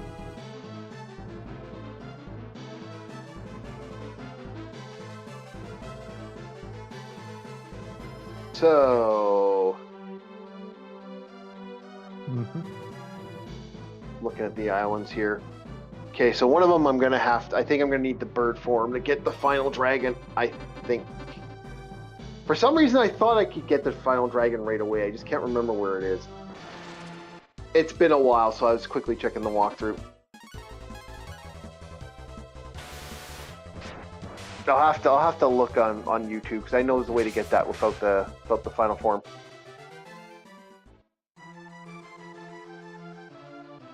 So another funny one I liked was the interesting story with a couple buddies of mine having a conversation. We were talking about the I'm going to travel to Romero. Another funny thing that happened to a buddy of mine when he's doing his late night stuff. So he had a woman walk in, and she grabbed a knife from where they keep the cutlery in the kitchenware. And now again, he's not security, so he doesn't have to deal with this shit.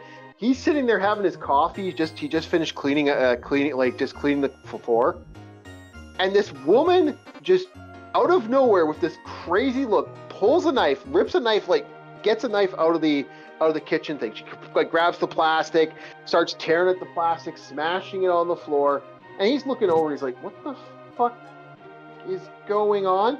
She grabs the knife, pulls it out, finally gets a big knife out of that kitchenware. You've seen the kitchenware for getting knives, right? You've seen that before? The plasticware? You know how they put that shrink wrap? Okay, yeah. Yeah, she's like getting this knife, and she's like kind of like trying to pull the plastic in. She's trying to get the knife out, and she keeps screaming to somebody about, "I'm gonna kill you, I'm gonna get this out," and she's fighting and fighting and fighting. I guess her boyfriend was like walking through Walmart late at night too, and and she was about to kill him or something like that. So she's trying to get a knife out to murder him. And my friend's like, I'm not getting involved in this shit. But she was actively trying to pull that knife out. She wanted that knife on every way, and she was like, damned if she do, damned if she don't, she wants that knife. And she was ripping at that thing like you would not believe, Bob. It was like, from what his story tells me, he was telling me that she was just, she's trying everything.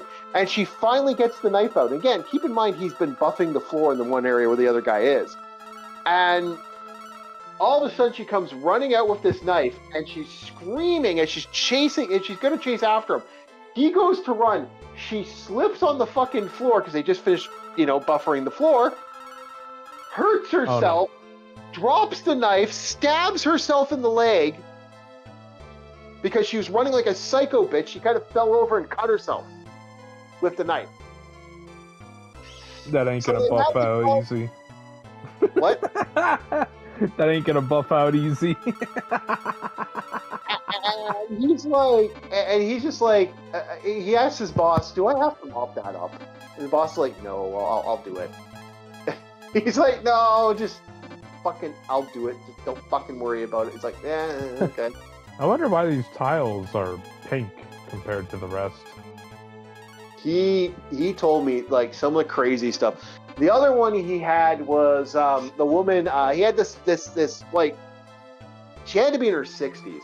This is not made for TV, boys and girls. This is going to be a little more adult than the average one that we usually talk about. But like, this was, according to him, this woman in her 60s, maybe 70s, really old, walked up to him and solicited him for sex while he was sitting in the back, having a smoke. Oh. And he's like, "No, sorry, ma'am. That's okay. Can't exactly do that." She's like, "Okay." It's like old granny came calling, and he's like, "Oh," he didn't know what to think about that one. And she left. And he's just like, He there was another time that because back in the day at their Walmart, the way it worked with a lot of stuff, once food reached a certain point, they just chucked it. Nothing against anything, but that was the rule. They chuck what they had. They just chuck it out, throw it out. If you didn't after a certain, they, like when it gets close to expiry or doesn't look good, it would chuck it out. He said that it was a level of homeless people that would go to those bins once they knew the throw-out day was coming, and they would be crying. It was like a rise of the zombies. He would see food go in, and he'd see like 30 homeless people in there, like rummaging in their big BFI bins. It's like throwing bread to pigeons. And I feel like, when I heard that, I said, that is the most horrible thing I've ever heard. And he said, "Dude, if they'd let us give it to other people, like if we could just give it to give the expired food, like it's not expired, but it's close to expiry, or like stuff that we know isn't going to sell and we just give it away right away, I'd give it away.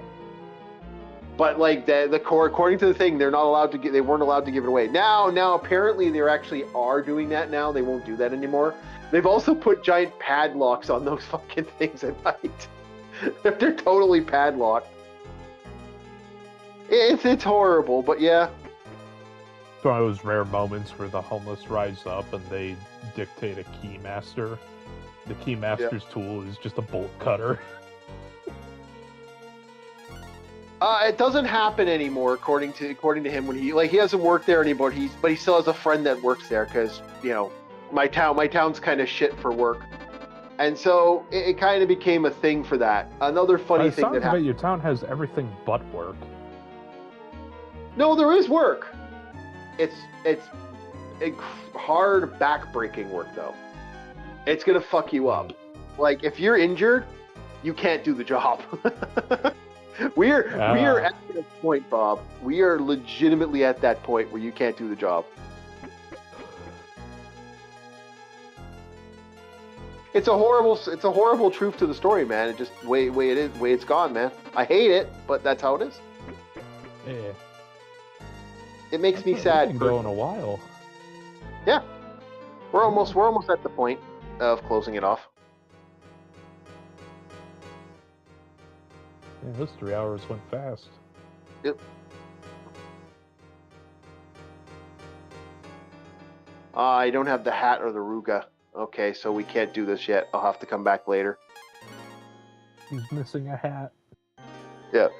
I know there's a way to get the dragon form. I think there must be another version of this game because I remember getting the dragon form way easier. Yeah, do you want to call it now, or you still feel like you can go for a little bit longer? I can go for a wee bit, but yeah, I'm yawning over here. Yeah, I gotta stay up till midnight. No, I ain't losing my valuable sleep schedule. Oh no!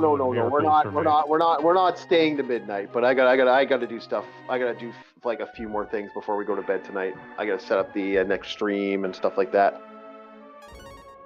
Gotcha. Yep. Alrighty. Okay, so we've done that for a while. I did some leveling. We went a couple places, got some items. I'm gonna have to find out where Ruga is because that's the only thing I'm missing now. Where Ruga?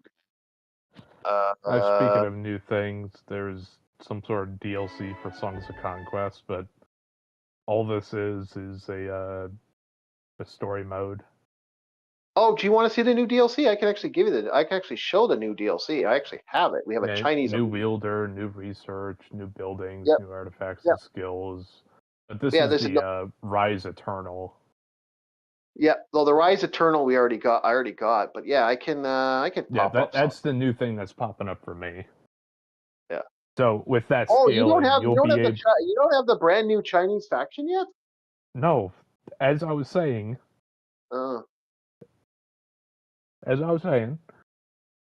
This will give you a rough idea of how distant that new faction update's going to be if Rise Eternal is just hitting my stock right now.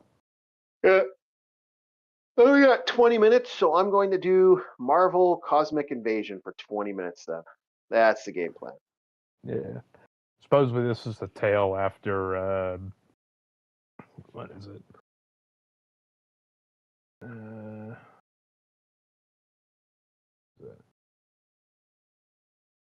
After Cecilia's victory. Mm-hmm. Rise Eternal starts with Castus digging himself out of his own grave and returning home to Fey forces under Stoutheart banners occupying what used to be his land.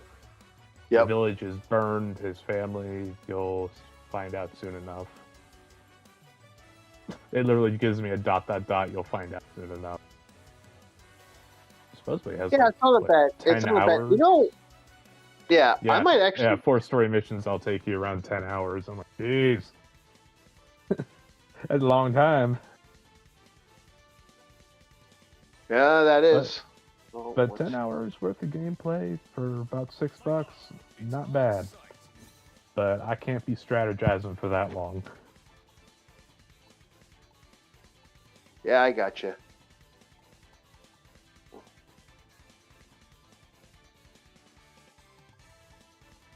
I'm going to.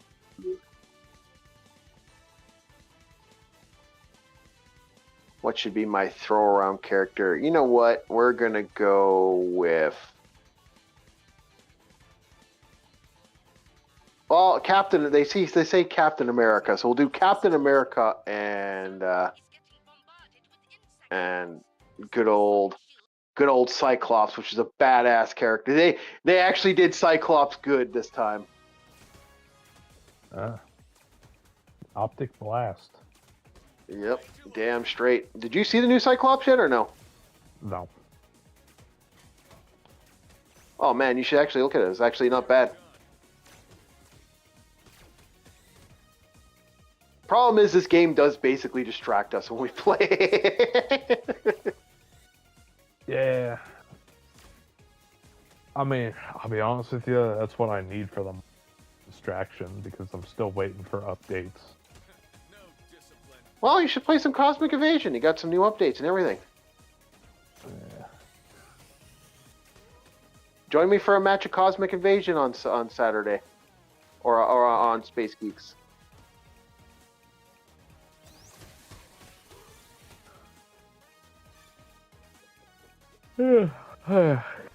Maybe. Bad idea, Bob. Come on, man. Let's have some fun.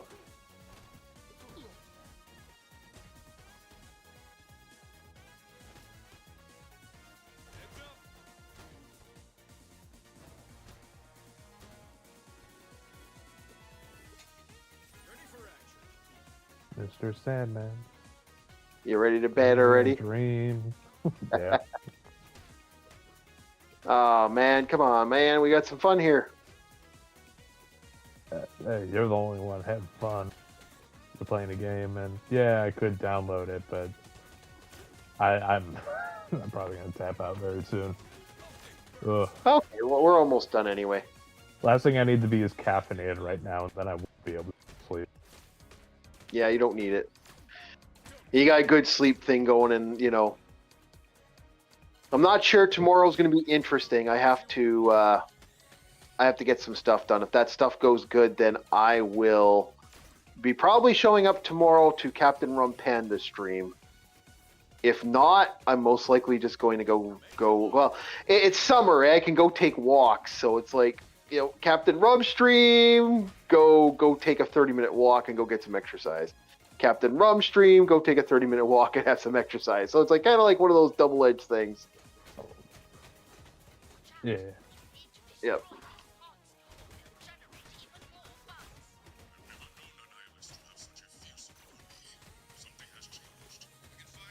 I get to go out. There's yard sales coming up too, so it's like, yeah, I kind of want to go do that. Oh yeah, yard sales. Yeah, Also, I got one coming up. this is also the season for like Boy Scouts, Girl Scouts do their knock on the door. Hey, you want to buy some cookies, kind of thing.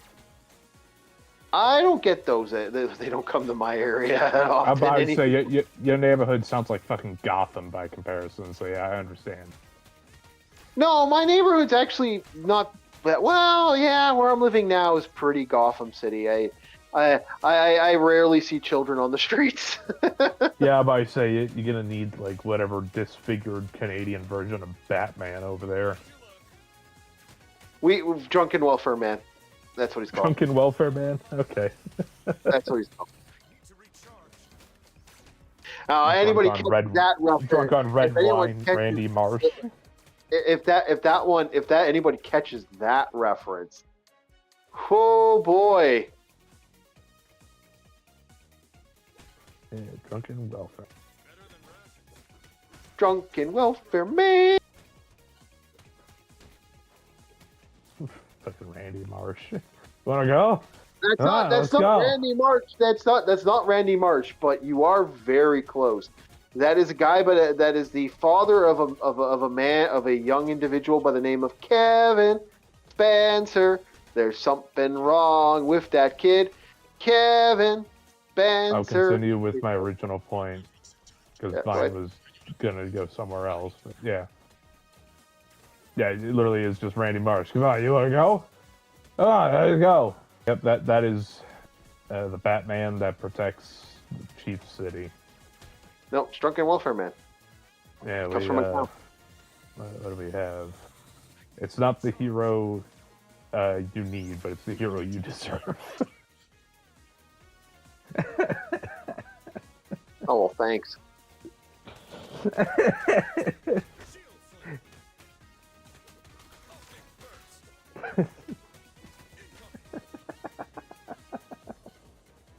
Don't know how to feel about that one. Oh, I was talking about your city, not you. Come on, don't be so self-centered.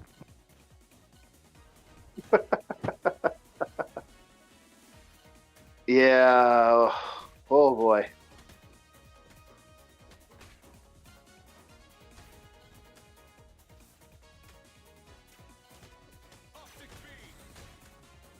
Another beautiful day in the neighborhood. Yep. I remember that. Like, oh, if anyone actually even remembers Kevin Spencer, that was. We're talking some serious old school shit.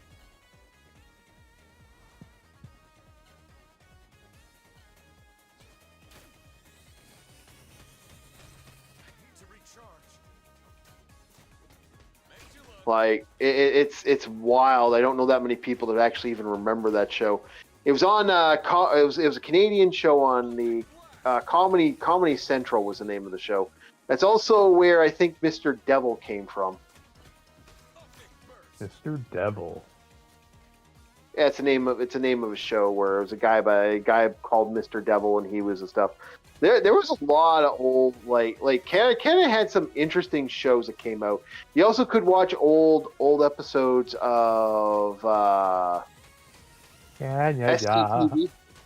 Yeah, SCTV was on there. You had yourself Corner Gas was on there at one time. It's not there now, but Corner Gas was on there at one time.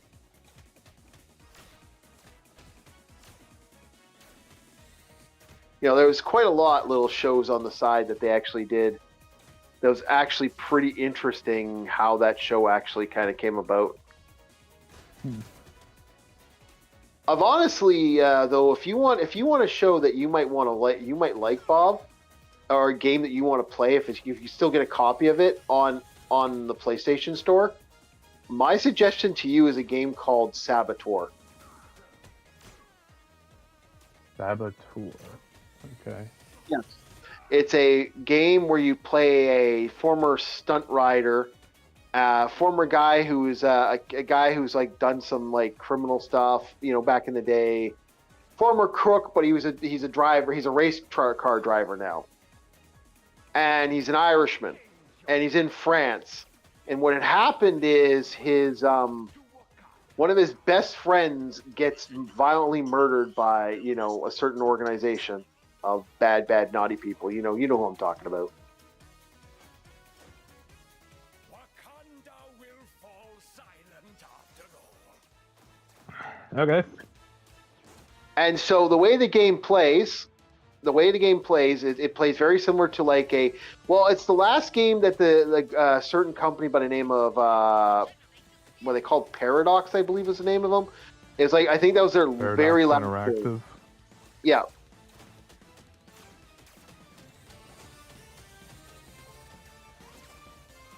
And so Paradox was, in a nutshell, they had it was like their last big hurrah, and EA bought them. It was kind of a really bad situation. Like the game, it's one of the reasons a lot of people, you know, there's a reason people don't like EA.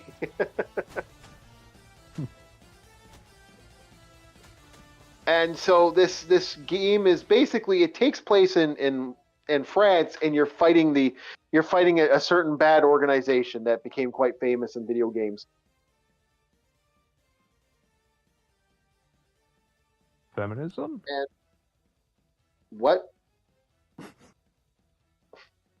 I like that. That's classy. Anyway, so what makes the game kind of interesting is that you play the game when you first start off the game. As you wander around, the entire game plays in black and white, and every time you liberate a part of France, it turns black. It turns to color. Okay. So you actually get to see, like, I thought that was so clever that they did that.